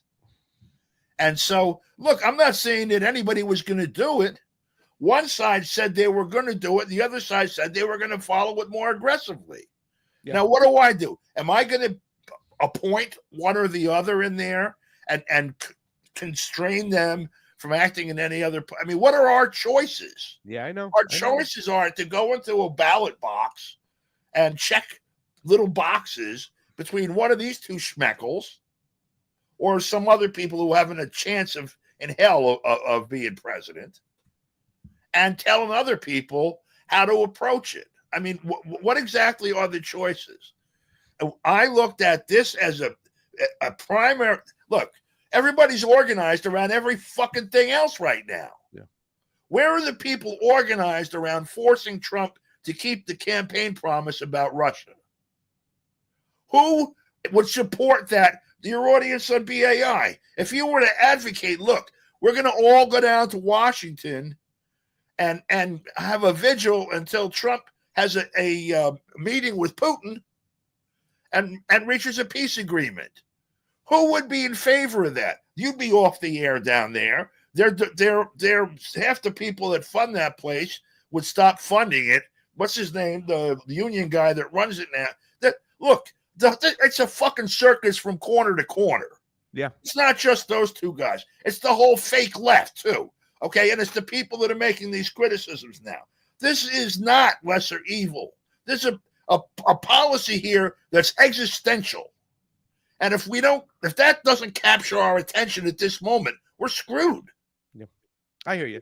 It's almost 4:30 right now, so let's get into the conversation I brought you on for. You were in finance for many years. You have a good understanding of it. Tomorrow, I'm going to be on Truthwire with Fiorella, and Gerald Celente will be there. So we're going to get two, ladies and gentlemen, to get ready for this, 2 crash courses on exactly what tariffs are, how they can be used, talking about McKinley.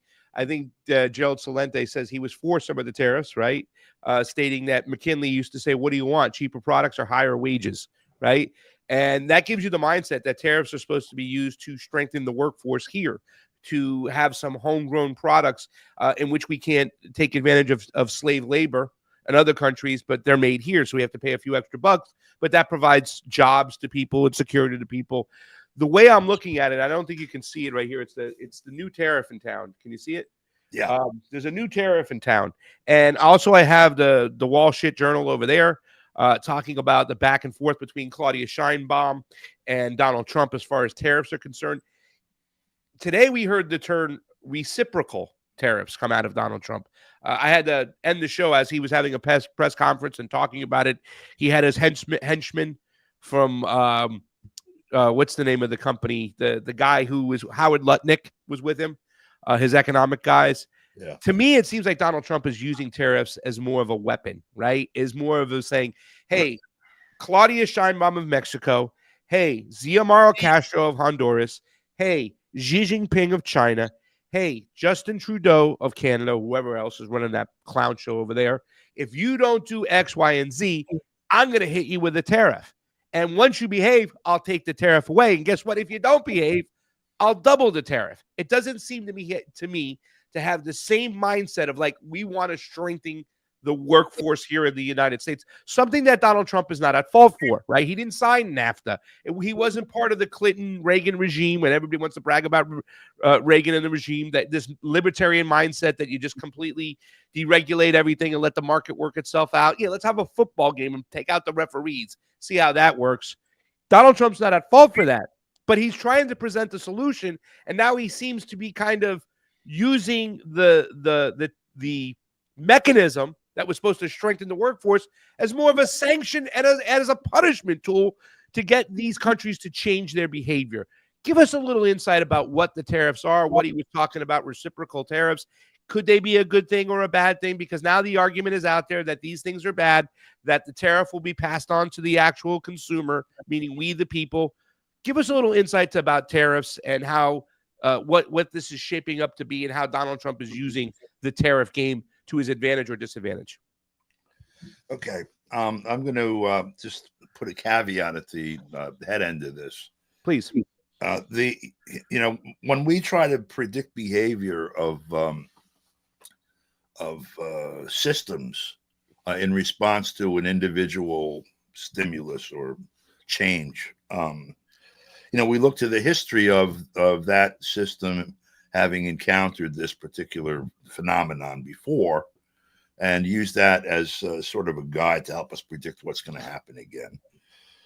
Tariffs are a tax that's levied on goods primarily, but goods and services that cross the border. For what purpose, though? Well, what's the purpose of a tax? It's to generate revenue. Prior to the early 20th century, in other words, prior to early 1900s, the bulk of revenue for the federal government here came not from income taxes or estate taxes, inheritance taxes, but rather from tariffs. When was this again, Don? Prior to the beginning of the 20th century. Gotcha. So from 1776 or 1789 or whatever beginning point you use for the U.S. government, the Continental Congress or whatever, up until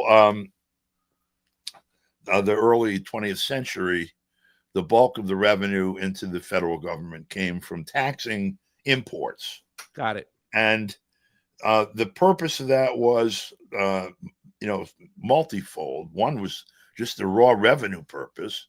You wake up in the morning on January 1st of 1790, and you have a need of revenue to buy guns and pay people to build roads or whatever the hell else they saw as the tasks in front of them at that point in time. And you look at what's available as a source of revenue, and you see that there's a trade that goes on. There's things that we have to buy from elsewhere because we don't make them ourselves, or we don't make them ourselves yet. And then, so these are things that could be, revenue. People have to buy, whips for buggy whips. Yep. And so they only make those in England or whatever. They're starting to build them in Massachusetts, but right now we import them from England. They go for $1. People are willing to pay $1.25 for them. Let's levy a 25-cent import fee on it, a tariff, and use that 25 cents for revenue into the federal government. This evolved over, 120 years or whatever into, a rather sophisticated device that was used both to fund the government and also to help establish industrial policy in the United States, to mitigate competition of extraterritorial businesses, foreign businesses, against American producers in the American market. So if I have a buggy whip that I'm making in Massachusetts, And the English buggy whip company has one that they're making in London, and they can undersell me because they've got a bigger factory, or their workers will work for less, or whatever. I'm the president or the Congress, and we jack the price of the imported one, so that it's on par or maybe even more expensive than the domestic one. So now someone going shopping for a buggy whip is going to find buying the one from Massachusetts more attractive, and this in turn will help that Massachusetts buggy whip company expand and grow and thrive, et cetera, et cetera. And then the suppliers to the buggy whip company, whoever slaughters the cattle that sells them the leather or whatever they're made out of, or mines the copper or whatever, will also have more business. That was what was done for the first 100. Would you agree with the statement that a lot of times that these, and this is what was sold from Donald Trump, we're going to use tariffs to level the playing field? In other words, if you watched Shark Tank and somebody comes on Shark Tank to ask for millions of dollars, and they start asking, what's the cost you to make this? And like, it cost me $4.95. Where do you make it? Here in the United States. Well, we got to go to China, or we got to go to Indonesia or Laos or Vietnam because they're going to make it for cheaper. We just can't compete unless we get our costs down, especially our labor. Would you agree that that's the way tariffs have been being sold within the media and everything, is to level the playing field? Well, the way tariffs have been sold in the media is there's something very bad, and it's a primitive idea to try to even involve them in economic policy. I mean, let's be clear about the media and how it's treating Trump's agenda, no matter what it is. My caveat at the beginning was on this particular point, which is, although you could see what tariffs did before and why they were dropped ultimately, by the way, as the both national and global economy began to mature. Well, national economy began to mature, and a global architecture began to develop, in reality, that's how things operated then. The systems now are quite different than they were 120 years ago. And so applying, the behavioral models to them that applied 120 years ago is a dicey proposition at best. There are economists who have been studying these things for forever. I honestly think you probably, and the artists probably, be better served having one, for example, Richard Wolff on than me to talk about this phenomenon. He's very thoughtful and very well educated on the related discipline, just generally to the larger discipline of economics, and but by the same token, there are some things that are obvious when you're looking at systems, and that don't require a specialized economics expertise. And that fundamental one is the one I just mentioned, that when a system is at this stage of development, a stimulus to it will produce perhaps this response. When it's at a higher or more complex stage of development, or just a different stage of development, the response to the stimulus may well have a considerable vector. It may be quite different. And so we are kind of in uncharted territory in this particular global economy, and also this, U.S. economy, where here in 2025, I don't know what percentage it is, but a huge percentage of our manufactured goods, the bulk of them, are manufactured in Asia or elsewhere, but in China and Japan and Korea and Singapore and Bangladesh and other places. And what erecting and also the fundamental technologies. Okay, I'm going to diverse for a second. There was a General Motors automobile plant in North Tarrytown, New York, which is about a 5-iron from Ossining, if you hit it straight, where I live. And they were it was a Stanley Steamer factory when it opened, like in 1898 or something. It was there for the whole time of the development of General Motors until the 1980s, early 1990s. And then they closed it. And when they closed it, they took the entire factory apart. And there was nothing on that site at all. The steel was melted down or whatever the hell they do with it and shipped off to the four corners of the world. So if you were going to build an automobile factory in the Hudson Valley now, you would not be building it on top of the Stanley Steamer factory, built on top of the bicycle factory, built on top of the covered wagon factory, but you would be building it from scratch. Okay. And in terms of technology, for manufacturing and everything else, okay, artificial intelligence or not, when you have devastated the manufacturing component of your economy, if you're going to restore it, it's not going to respond in the same way to the same stimulus as before because the conditions are not the same. Yeah. You would have to basically build a factory in the Hudson Valley here using materials, components, etc., from all over the world. We don't have the prior technology on site or the prior manufacturing capacity on site. We scrubbed it. And so that's one factor alone that to me is interesting. Another before we go to that factor, just answer a question about that factor. From what you're telling me right now, it doesn't seem like, all right, and I misspoke because the Trump administration is selling it as we have to level the playing field. They're selling the point is that we had greedy lawmakers come in that were bought off by oligarchs, and they took our whole manufacturing base and shipped it overseas for cheap labor. What I'm going to do now as Donald J. Trump is I'm going to level the playing field by inserting these tariffs, making it more of a demand to come back and open factories here to try to get back a manufacturing base. Something he also did, by the way, in his first term, and we should also maybe look at that the way it did. He did it out. But what you're saying, that's almost an impossible task to do, what we did years ago, because everything is so different nowadays. So then why try to sell that then, Don? Is that just a false thing he's trying to sell? If what you're saying is true, it won't be built in the Stanley Steamer factory that was built on top of the bike factory. It's not like that anymore. The world is different. Globalism has changed. The economy has changed. Goods and services, the way they're moved around has changed. Why sell that then if that's what's going to happen, if he's selling a false possibility? Well, all right. First of all, what he's actually doing, it sort of betrays an innocent faith.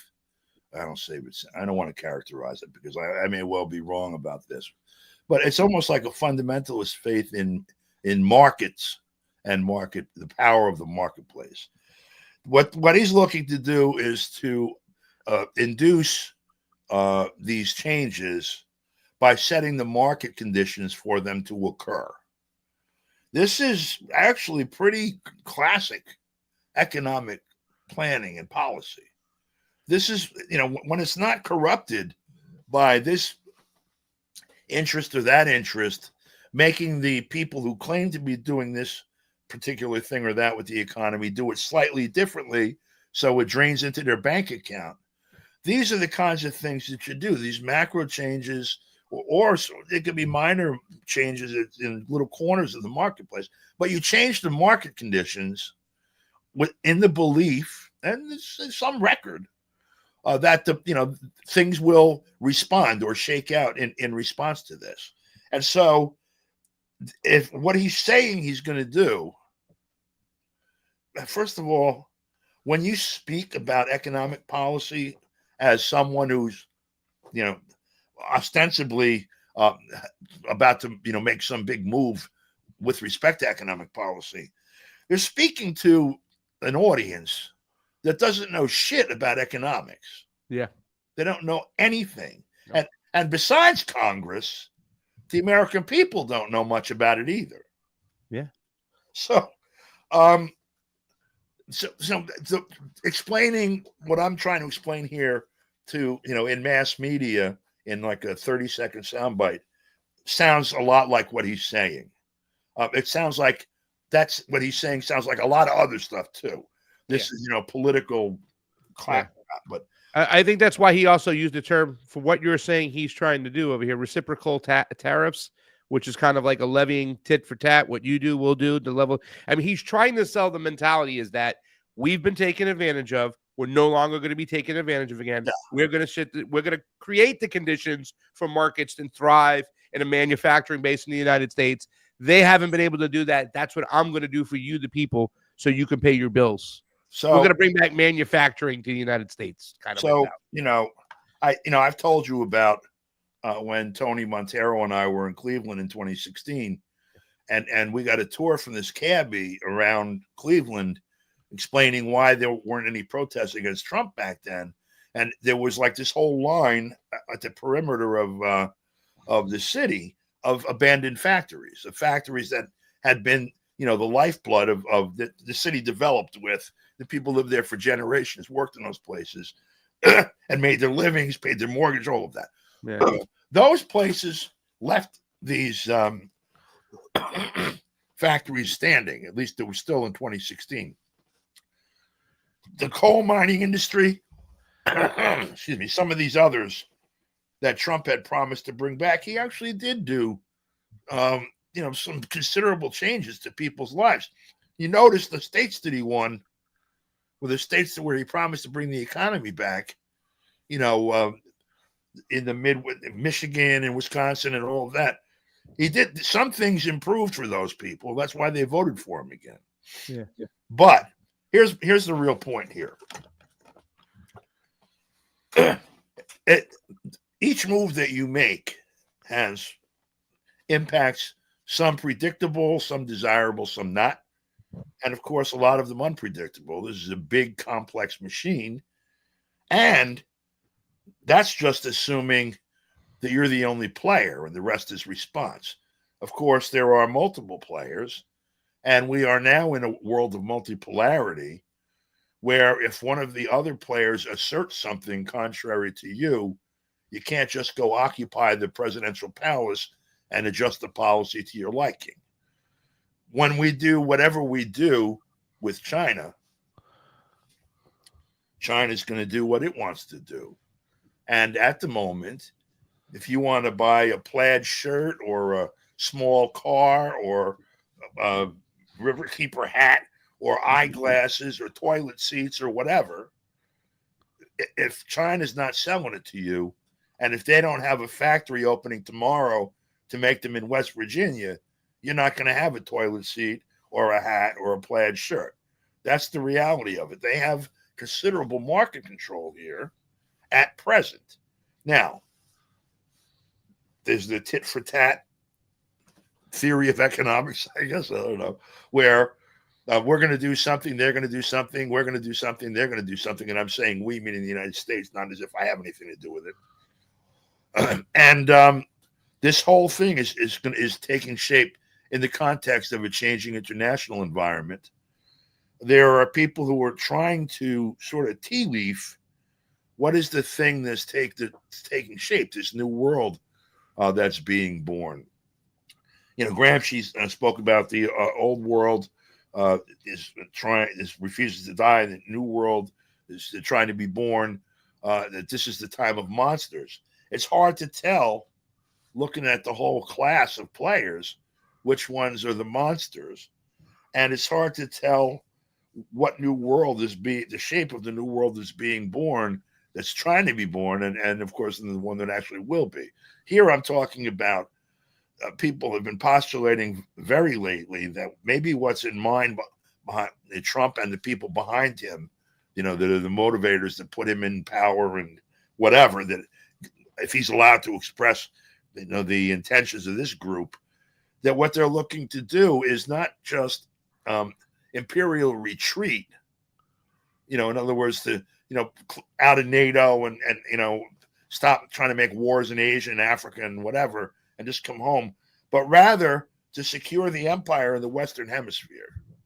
That we are willing to go back to a position of multipolarity if we have exclusive control, we, meaning their ruling class here, of the Western Hemisphere, and they would concede, control or some negotiated outcome in the rest of the world, letting China and Russia rise and develop themselves, or whatever other things are in it. Some people postulate that that's what's being negotiated right now. Yeah. And as good or bad or indifferent as that all may be, at the moment that this started, the model that we were facing was one where instead they were firing nuclear weapons at each other. So, if this turns out to be the other, not the war, I have no illusions about it. All we're doing is kicking the can down the road, where we're going to have to settle the question of, the people taking power. But as long as there's still a can and there's still a road, that's possible. And the course we were on before put put both of them in jeopardy. Yeah.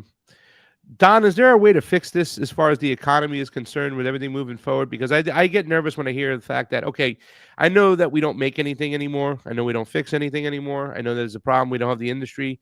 You were talking about the manufacturing base, the people that bought like houses and went on vacations and put their kids through school. And this was something that was more relevant, I should say, when our parents went to school in the 30s and the 40s and the 50s and the 60s, and that dream has gone away. We can't escape the fact that technology is coming. AI might even put to rest a lot of other things that American workers do. But do you have a solution or a thought process on how we fix this moving forward? Because it seems to me like you have mentioned the fact that maybe using these old school measures that were used hundreds of years ago might not be the solution, even though Donald Trump is kind of selling it. But what's your thoughts on, and we have about 10 minutes left of you being on the show. What is your immediate thought process on how we could fix this moving forward? That is, meaning getting some type of industry or working class back in America. Well, it's fundamentally a question of power. We had with Reagan and Patco and subsequent, and even before that, the whole deunionization of the workforce. But for decades before that, we had the whole disempowerment of the unions. It was an interesting trick that was accomplished, say, in the 50s and 60s. The unions were racially segregated and infiltrated with mafia, I guess you would call them, whatever, criminals. Mm-hmm. And yet, because of the perceived self-interest of those who were allowed to participate, and the need to accommodate them, the expression of their demands to some degree, it was kind of something that lifted all boats. The minimum wage kind of tailed behind the union wage, this kind of thing. I'm not saying it was the good old days by any measure. But then the unions really started to grow, but there was a complete capture of their leadership and sort of a complete, it got lost both in McCarthyism, where the union's natural ally, and it was recognized in the 20s and 30s, were the socialist countries. These were the workers, at least nominally, and in fact, much more than is granted here, workers controlled the country. The Soviet Union was organized into Soviets. The Soviet is a workers' council. That was the form of organization of the state and also of the Communist Party. And the most vociferous opponents of the Soviet Union, the most vociferous proponents of the Cold War, were the union leadership here. And so if you're facing a powerful enemy, class enemy here,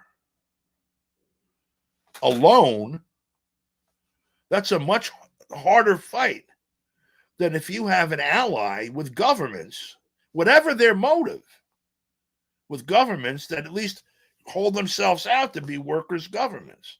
So when this happened coming out of the war, that fight went on the whole time. People lifted up in the 30s and started to move towards socialism here. When you have that cut off from any help on the outside, you condemn yourself to what ultimately happened. And what happened was, first, the union leadership itself was captured. A lot of it having to do with the McCarthyist sentiment at the time. Some union leaders were too red and they were purged, not just at the top level, but within the infrastructure of the unions. Yeah. And then suddenly, you get to a point where the unions have these people elect Reagan, who then breaks up their unions. Yeah. And what did they do? They reelected the son of a bitch. Well, and they eulogize him after that as some great savior. Yeah. This is a problem that we have to look at when we're looking at what kind of thing are we going to allow to be built here, and what kind of things are we going to try to build ourselves. The first thing is the question of power. How do we put power back in the hands of the working class while we sit down to hash out all the rest of it? We don't want the architecture to be designed first, and then, here's some power. This is what the power looks like. It fits in this little box. Yeah. So that's like sort of the big picture thing here. I think that you're trying to say, like, and I have a hard time doing this, right? How do we sell socialism as just a workers' rights without selling overreaching power and authority? Because I think that's one of the biggest things. Evident what the ruling class has been able to do is getting people to curse communism and socialism. Not that I'm a communist or a socialist, but I understand a lot of the mechanisms that are all about workers' rights, right? Like a workers' revolution.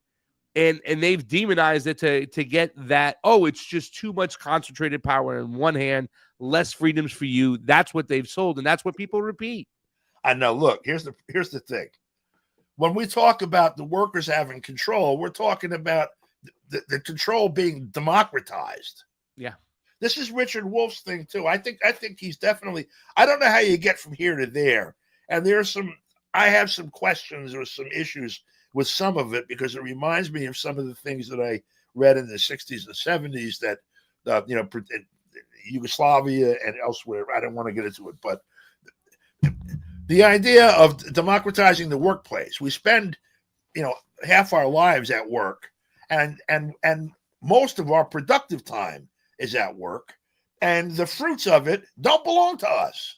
Yeah. And you know what? They don't belong to the society either. If they at least belong to the society and everyone was doing that, then the question of power becomes, how do we democratize control of the society or ownership of the society?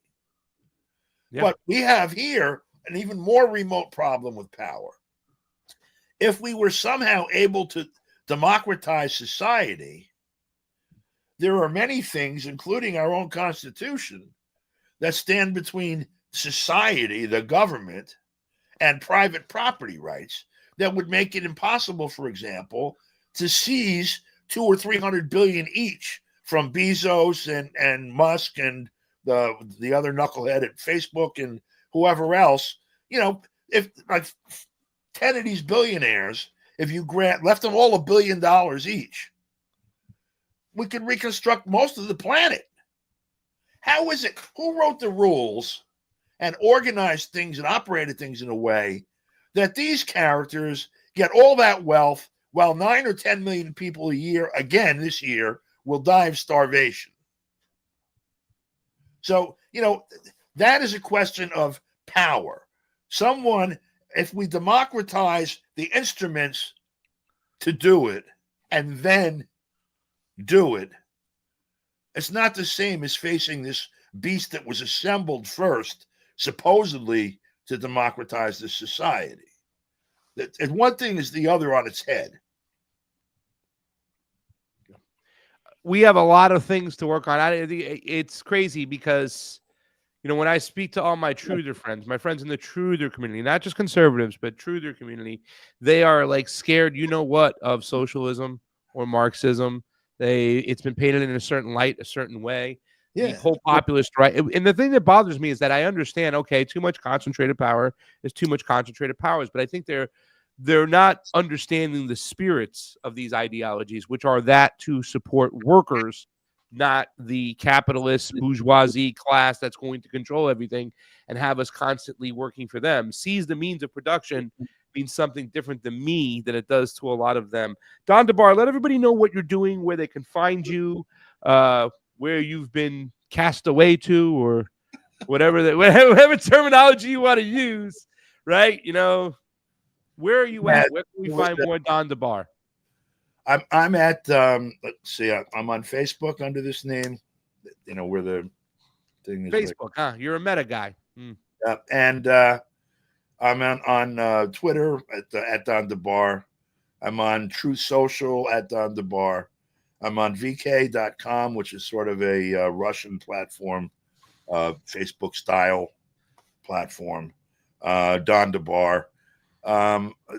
Telegram. I don't know what the hell else. I have a TikTok video at a friend's site that has just hit 8 million hits. Yeah. Is that the one where you're out in the bat when it's give us your political take? Yeah. Where is that at? Is that on your Twitter too as well? Do you have a pin somewhere we can find that? No. Or let's see here. Put it in the private chat real quick so we can play that. But also say goodbye to the audience because you're done here, pal. We got to wrap up the show. It's 5 o'clock. Don, I love you. I look forward to seeing you. You're a mentor of mine, a friend of mine. I think you're a great resource on what's going on. You provide great perspective, not just when it comes to the news, but when it comes to life for a friend. And that's me. And I can't thank you enough. Thank you so much for coming on and doing the show with me today. Take on. Thank you, too. Thanks for all the work you do. You do great work, as you know, as we all know. And hope to see you again real soon, including get your ass up to New York. I will. Once I handle stuff with my mom, I'm going to be up there. I want to go handle the Luigi Mangione case, and hopefully we can go do that together and go get a good slice somewhere, you know? And my best to her, man. I hope she feels better. Thank you, brother. I do appreciate that. Put that link in the chat, in the private chat. Yeah, I got it in there. Go ahead. Do that as we get you out of here. We'll get you out of here. We'll finish up the show. Thank you, everybody, ladies and gentlemen. Don DeBar over there, the man of meatballs and Chianti in my world. Good friend, mentor, love him. Let's wrap up the show, but let's bring in our guest right now. The guest happens to be the guy who runs the show. We're bringing in the boss as the guest. Ladies and gentlemen, I talked about him. It's been a great experience working with this guy and being able to drive the bus today. I have my show, my channel, have a different show on that I wasn't even on. And I took the opportunity to do this show because I really do believe in this guy's work. I do believe in his mentality. I do believe in his drive and where he wants to go and what he named this channel. And I've been working with him for quite some time. Ladies and gentlemen, my good friend Matt Weinglass is here. Hey, Craig. Wow, man. Thanks for holding it down today. This has been great. Can you hear me? See me okay? Everything good on the connection? Yeah, but you're wearing like a Hawaiian shirt. You look like you're on a soprano vacation over there. Like Jimmy the Cheese Man sent you to freaking Florida. Put on that shirt. Go have fun. We said you're on assignment. You were supposed to put on like the fake dirty clothes, mud on the face. Hey, man, I'm really sorry. I'm consumed with something now, but you got it, Pasta, holding it down. Instead, we're seeing that you're really not on assignment. You're on vacation over there, it looks like. What do you got going on? Don't let your eyes deceive you there, Pasta. Sometimes we have to become one with the community that we embrace ourselves with. So we happen to be on the south side near your area, down in Miami here, working on things. But man, we've been multitasking, juggling all sorts of stuff, and I do appreciate the community that folks like you and Jamie behind the scenes here bring to the table every day, so we can multitask and reach out, because it's not a one-man show. I mean, I started as a one-man show, but as we figured out right away, I mean, it takes a team to do this kind of stuff. So we can be in more than one place at once, covering the stuff as it unfolds every day. Yep. So. And tomorrow we're going to have Fiorella on the Truth Wire with Gerald Salente. Monday coming back, we'll figure it out. Matt will always fill in if I'm not there, if he's not there, or sometimes we'll just do it, the three of us together, and have a fun time. We formed this bond, and it's been a lot of fun doing the work. I can see that today, that you allow me to stream this show on my Twitter, and it's almost 400 people watching right now. So that's awesome. To try to get the information out there. I think we are definitely still the censored ones out there. The other day, they wouldn't let me post a tweet yesterday Matt, criticizing Donald Trump. I haven't talked about it, but this whole no tax and I'm not going to tax your tips argument is coming back into play. And it's so disingenuous to me, especially when people go, look at this and whatnot. And then there's people on the left. The big question is, why didn't the Democrats do this? Why is Donald Trump doing this? Meanwhile, in 2017, Donald Trump, he ordered his administration to produce a law that allowed, and once again, this is the whole thing because it's hard to do this, a national law versus a state law, stating that the owners could take the tips of the wait staff and redisperse them out throughout the restaurant, trying to make it look like a fair redistribution, that people get a piece of it. You know, professional waiters like myself, managers like myself who didn't like that whole kind of mindset, push back against it. We understood, like in Florida, they have something called a waiter's salary, where it's like $6 an hour, but your tips are protected. So when Donald Trump tried to produce something that was that disingenuous, and he understands these laws, he's been in the hospitality industry for quite some time. Mario Malta, or Mario Batali, that guy, he was sued for over $1 million from his wait staff and lost for doing that same thing. So for me to see him go out there and try to push this, but even more disgustingly, more nauseating, is seeing leftists out there try to defend him for this move when he was so disingenuous to begin with, to act like all of a sudden he cares for you. That's what really gets you in the kicker there, Matt. Well, look, it's the fact that, you know, during the campaign trail, when he was doing the thing that, you know, that Kamala was pretending to do, but we knew that she was the one that was the deciding vote. If you remember back then when the vote happened about the tips, she was the deciding vote against the worker. And we've been saying this whole way, we've been doing the show, we've been saying both parties are anti-worker. That's a fact. I mean, look, you can debate the little moments of pretending, but at the end of the day, both parties are against you. I like about this moment, though, Craig, is I like that both sides are kind of, well, not so much the Democrats, I guess, but the Republicans. They're saying, you know what, we can be for the worker too. We can. So no matter how disingenuous Trump is or not, we can see that we have to protect the workers, the tips. You and I are both. I've been in the hospitality business too, and we know that if you leave it to the owners, you leave it to the shareholders, you leave it to anybody at the top, it's never going to trickle down. The trickle down Reaganomics stuff never worked, and I wish actually I'm hoping that the right can see that now, can see that that was a failed policy. We knew the whole time that was years and years ago. That was in the 80s. But they want to return to that, Matt. They want to return to that trickle down mentality. They want to return to the Reagan era. They really do. They praise Reagan all the time. Sorry to interrupt. No. They like the concept of Reagan, but the more we look at it, the populist right is realizing, and they may not say it out loud, but if you step back and you see how they've embraced RFK, how they've embraced the idea that you have to hold the big corporations accountable. The story that RFK tells so brilliantly, because you can visualize it. It's in his book, the Fauci book. And the right wing has embraced this story about how he says you can't just walk into the White House, and this was during Reagan. You can't just walk in the White House and say, hey, we're Big Pharma. We get special privileges. You don't have to hold us accountable for anything. Come on, man, just sign the damn thing. We're good to go. We want to get these vaccines out to kids. So they know that was wrong. And that was during Reagan. So I think we're in a process of that, at least the right kind of seeing, hey, maybe some of those policies are wrong. Maybe you shouldn't just let corporations do whatever the hell they want.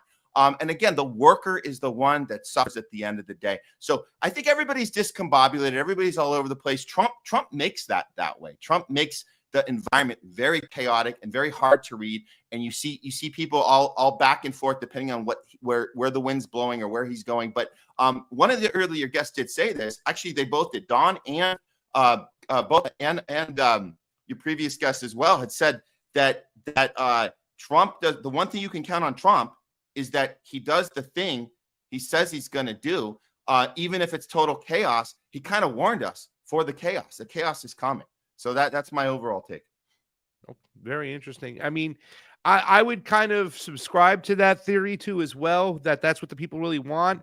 But unfortunately, their hero worshiping blinds their actual view of what's going on.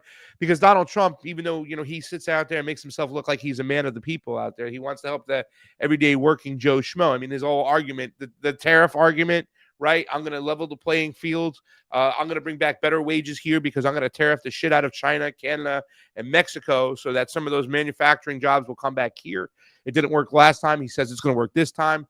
I'm going to drill, baby, drill. I'm going to lower your energy costs. But at the end of the day, his administration, I mean, I know we're upset that it's filled with nothing but ardent Zionists, but it's also filled with billionaires, people who really don't care about the working class person. I mean, and just seeing Elon Musk when they had that whole HB1 visa conversation. By the way, I was just called and I just was tapped to go and be the co-host with Keaton Russell, right? Is it Keaton Russell? It was Russell Lobular. Keaton Wise and Russell. Keaton Wise, right? I'm going to be, me and Keaton are going to hold down Do Dissident. I'm going to be the celebrity. I'm going to call myself a celebrity co-host for Russell. They're replacing somebody not as smart, but definitely better looking and a lot funnier. Actually, to tell you the truth, that would be an argument. I know I'm better looking than Russell, right? He's got this very unique energy that I have too as well. I think I got more energy, but I wouldn't call him a flat guy. He's definitely got a lot of spunk there. So I'm better looking. He's smarter. The argument would be is who's funnier, right? Because I can't even just take the cake right there, because even though I think I'm funny and witty, Russell throws some freaking, and he's got that like kind of like sophisticated, dry British humor at times out there. He throws him. He makes you think, and you think about it, and then you laugh 5 seconds later. That's how deep that guy's comedy is. So I won't anoint myself funnier than Russ, but I'll anoint myself a competition between Russ. And I'll be hosting his show with him on Tuesday. I think it's 2 p.m. Eastern. I'm not sure, but I'll be on that show Tuesday. And we got a lot of good things. Dude, the call-in show, Matt, has been so much fun on Wednesdays. It's called Drive Time on WBAI. I love it. It's one of the most unique things I've ever worked on, because we open up the phone lines and people call in. And it's real discourse. It goes back to the heart of why I started doing this, to have discourse, and especially to push back against the cancel culture and this kind of like, this isolationist mentality of sorts that was produced and pushed by the two-party illusion. So, I mean, it's a great show. It's a fun show. So I know I have that coming on too as well. Anything you else got to say, my friend? Well, first of all, it's great to hear you're going to be doing some due dissidence there. I like the fact that we're all different personalities. We all have our little, kind of spins on stuff, and like little, just like our takes. Our takes are all, but we all come from the same place. That's the best part about being in the independent media arena with you and all these guys, with the due dissidence guys, with the Hard Lens Media, with all of these people. We all kind of start from the same place of principle and courage and conviction, and we're fighting the same machine, the censorship industrial complex. We're fighting the war machine, the Israel machine. We're fighting Big Pharma. We're all doing it, all in our own way. I love the idea of different combos of team ups and stuff. So that's cool to hear you're going on there. And we can all kind of mix and match and go on each other's shows and all kind of do this thing together in our own way. I think it's kind of cool. The last thing I would say as far as protecting independent media. Another twist of irony that we're seeing right now, and this is fascinating. I don't know if we fully talked about this on the show yet, Craig, but when you see that the Democrats, the vote blue no matter who's, are freaking out when they see Trump and Elon cutting certain journalists, as we say, journalists in quotes, outlets, and they're freaking out. They're saying, this is the end of media. Oh my God, we're all getting attacked. And I look at them and I go, you guys have no idea what it's really like to fight this machine. You have no idea when Biden, they come after and they pull the plug on RT, and people doing real stuff, like real journalism. You don't know what that's like. And the reason I know you don't know is that you can post up a storm right now. You can go on any media, any outlet you want, even Twitter. You can post the crap about how horrible Trump and Elon are, and everybody, and you can say they're coming for us all. And guess what? No one's coming for you, because you're on the side that the mainstream media has elevated and said, you can do this. Go ahead. Do all the posts you want about how you're afraid. You're afraid of this. You're afraid of that. And no one's pulling the plug on you. So that's how we know that you're not actually fighting the machine. We're fighting the machine. And the way we can tell is that we get constant taking our videos down. We get constant shadow banning. We get our channels freaking terminated. That's what we can tell. That we're actually fighting the machine. So I just want to throw that out. That's the twisted irony. But we're seeing them doing that right now. Well, Matt, here's the thing. What is more nefarious? What is more sinister? The fact that the Democratic Party, right? They were in power when your channel, Manila's channel, when RT, when Fiorella, when we were demonetized. I mean, all these things that happened to just anti-establishment voices out there. That happened under the Democrats. Republicans came back in. They haven't done anything to restore those rights. Instead, they restored the rights of the Republicans that were getting censored. Yeah, they that's right. lifted those people up. Like all these people, they make you believe, and they still do this every single day. Alex Jones does this. Donald Trump does this. Every single Republican does this, makes you believe it's a right versus left issue. That even when it comes to USAID, they're trying to blame it all on Democrats, maybe a couple Republicans like Liz Cheney, whatnot. But Republican presidencies use the USAID. They walked in lockstep with the USAID to overthrow other governments and have regime change, right? So them only restoring their voices. That's why I say the Twitter files were so, they could do just as much damage as much as the positive things it could do. Yes, it established the fact that Twitter and all these other companies are playing these games, censoring these people. They have mechanisms and tools to do that. But they only restored it, the Republicans, because they made it look like a left versus right divide in America. And they're still playing that same game. I know Manila was on the show. She says, well, we got to wait right now. And people like Garland, you've been going on Garland Nixon show a lot too as well. Sometimes they came across as Trump apologists because they were so sick and tired.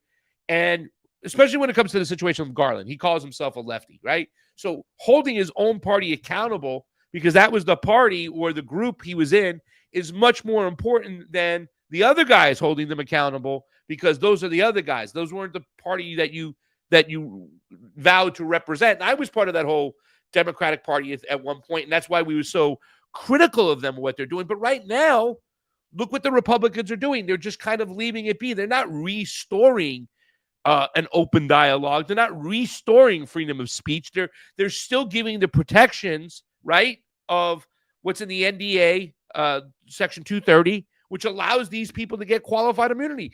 This is why I say more than ever, one of the things we need to do is we need to come up with a bill, a sponsored bill, help written by a group, a think tank, somebody that's going to restore freedom of speech online for real, not just the Fugazi, whatchamacallit, written for it, that executive order that like ops like Ian Carroll and Mike Benz are going to stand behind. And I mention these guys' names because it's very important to understand that this is the mechanism they went into, just like the Biden administration, the way they went in and paid off influencers and TikTok and whatnot to represent them. The Republicans are doing the same thing. Elon Musk has gotten caught doing this, lifting up his team's voices, but not giving you a reason and giving you transparency on why these other voices, like ours, the homeless ones, are still shut out. Yeah. Yeah. Well, buddy, this is your show. Why don't you wrap it up and give the last word? We do have a video clip to play of Don DEBAR that it's got almost 8 million views, and I think it's a great take out there. I think that too many people get caught in this left versus right paradigm, this socialist versus anti-socialist, capitalism versus anti-capitalist mentality. They put labels on people. Don gives this little excellent point of view about, hey, just look at this, brass tacks. Can we do this? Because this, what he says, let's play it real quick and let's get Matt's voice on it going out. Watch this here. What is your hottest political take? It's entirely possible to provide food, clothing, shelter, housing, education, and medical care for every human being on the planet without fighting a war or ripping anybody off or handing over control of yourself to someone else. I completely agree. That's a good one. And it shouldn't be controversial to say that. But it sure as shit is. So what he's talking about right there, Matt, is the fact that, like, oh, you can't do this. That's socialism. It's more evil than it is. You know, he's talking about, all right, everybody on the planet, we have the necessary means to make sure that everybody gets, you know, food, clothing, shelter. And that's sometimes argued against. And that's a driving force for why a lot of people become socialist. And once again, I'm not supporting socialism, but I understand the mechanisms behind socialism, that we have enough here on this freaking bloody planet to take care of everybody. So why don't we do it? Because that is the right thing to do. That's the more Christian thing to do, right? Go ahead, buddy. Yeah, no, I'm going to say this. Words are important. We have to find the right words to unite people with. We talk about the Zionist movement and trying to figure out ways that we can fight that movement with the correct verbiage. And we don't want to get into, saying the wrong thing that's going to turn people off. In this regard, in this video, what Don is proving is that if you find the right words, you can unite people. Generally, they're programmed to turn off the communication. Say no when they hear when the right generally hears words like socialism, and they hear words like unionizing, right? You when you use those words, they go, oh, no, we're not supposed to. But once you start finding the right language, you start to realize that we all actually want the same stuff. We all kind of believe in the same values of, like, it's a good solid family structure, a living wage, that people can be the right to happiness, the pursuit of happiness, which is in our Constitution, and all the stuff that's also promised in our Constitution. We all believe that these things are something we are entitled to, all the freedoms that are written in that document. Yeah. And so when we, and I say we, as in us in the independent media space, when we can figure out ways we can use the right verbiage, we can unite a real populist movement, because people will put those red flag detectors down if you're not doing those trigger words for them. So let's maneuver around the trigger words and find a way we can unite people. And I think Don's onto something there. So that's my take. Can I say this, Craig? Can you? I would always say, though, really quickly, though, how do you what good is freedom if you don't provide opportunity? Go ahead. Yeah. No, 100%. I'm gonna do this because I need to cut out here, and I'm not gonna take away the fact that you took the keys to the bus today. The keys. I think one of the viewers said keys to the Tesla, whatever it was, whatever the vehicle is. You're driving it right now, man. So I want you to finish it off. I'm gonna cut out you guys, Jamie, on the ones and twos. You guys end the show today, and we will see you back here. We'll be back next Thursday. We're gonna take Tuesday off, but I know there's a lot of stuff you've been telling people about. You're going to be on Tuesday off. We're taking Tuesday off. We got to get back. I'm going to do Keaton's show. I'm going to do Dissidents. So we'll fill on in over there for you on that day. We'll send the shot out. I'll slip it in, even if Keaton doesn't like it. Too bad for him. No, he actually just accepted my friend on a request on Facebook. So I'm very happy. Man. That's too long if you ask me. Keaton, get your shit together. Enough is enough. Yeah, right. All right. Thank you, ladies and gentlemen. And that is the Matt Weinglass from the Homeless Left. He is sounding off with his Hawaiian Italian soprano shirt over there. He looks like he's about to go to the Bada Bing and give out some singles. We love him. Matty Weinglass, everybody. Awesome. Thanks, Craig. Thank you, buddy. That is Matt Weinglass. This is his show. He's letting me finish it up. Give me some music real quick. Some nice little party music real quick there, Cheese Slice. What do we got over here? All right, that's it for today, ladies and gentlemen. We want to thank all of you who are watching The Homeless Left. I am your special host, guest host of the day, Craig Foster Jardula, of course, of the Truth Wire, with my other partner, Fiorella Isabel. As you know, Matt Weinglass, Fiorella Isabel, and Foster Jardula, along with our trusted engineer and friend, lower that just a tiny bit. They're perfect. Jamie Cheese Slice have been forming this bond together and kind of knocking out these shows. It's been a lot of fun. Today we had on Don DeBar. We had on Manila Chan, which he's looking for a nickname, guys out there. We want to do something a little bit more inspiring, a little bit more creative or clever than just Manila Chopsticks Chan. But she does like the food thing, and she is a foodie, and she thinks for gelato and affogato. So she does deserve a food nickname. We want to remind you all that a drive time is on WBAI in New York every Wednesday at 4 p.m. Eastern. We're trying to expand that show. Please call on in. Just watch, share. We do have a Facebook going. You can go look at Pasta Jardula. That is the Facebook. You'll see that picture right there. That graph and design done by Jamie Thistle, a.k.a. Cheese Slice. And Johnny Tsunami says that's great. So please join us on this great experience as we listen to the people of New York call in and give their opinions. I say it's not my show. It's not WBAI show. It's your show out there. So we want you to be a part of that. Tuesday, I will be on Do Dissidents with Keaton. We will be holding it down as Russell will be on assignment. Monday, we'll be back with the Truth Wire. Fiorella Isabel. I don't think Maddie will be there because he is on assignment, as you see. I think he's due at the Bada Bing that day. So he probably won't make it Monday. But me and Fiorella will be there. Tomorrow, ladies and gentlemen, go check out the Truth Wire at 1 p.m. Eastern. We will have on Gerald Salente to talk more about tariffs, to talk more about Donald Trump. He does a great show. He's the I don't want to say the co-creator. He's the creator and the editor of Trend Journal. He also does a show every Wednesday with Judge Napolitano. That is fantastic. So go check him out. He will be on the show tomorrow. So we want to thank all of you guys for watching. We did have a starred comment. I saw that, and I think we should put that up. A special thanks to Don DeBar. Remember, sometimes you eat the bar, and sometimes the bar eats you. That's it for today, ladies and gentlemen. Thank you very much for watching. I am your host, Craig Jardula, along with Jamie Cheese Slice. A special thanks to Manila Chan. A special thanks to Don DeBar, Matt Weinglass. We'll see you later. Wherever you're homeless, come join us, because it's better if we're all homeless together.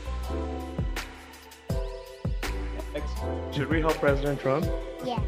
Well, you have.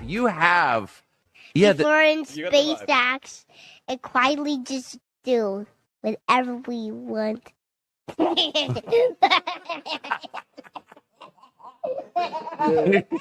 What's your assessment? Did this work? Is he going to win? Yeah, it is. Not for now. No. I think it's done.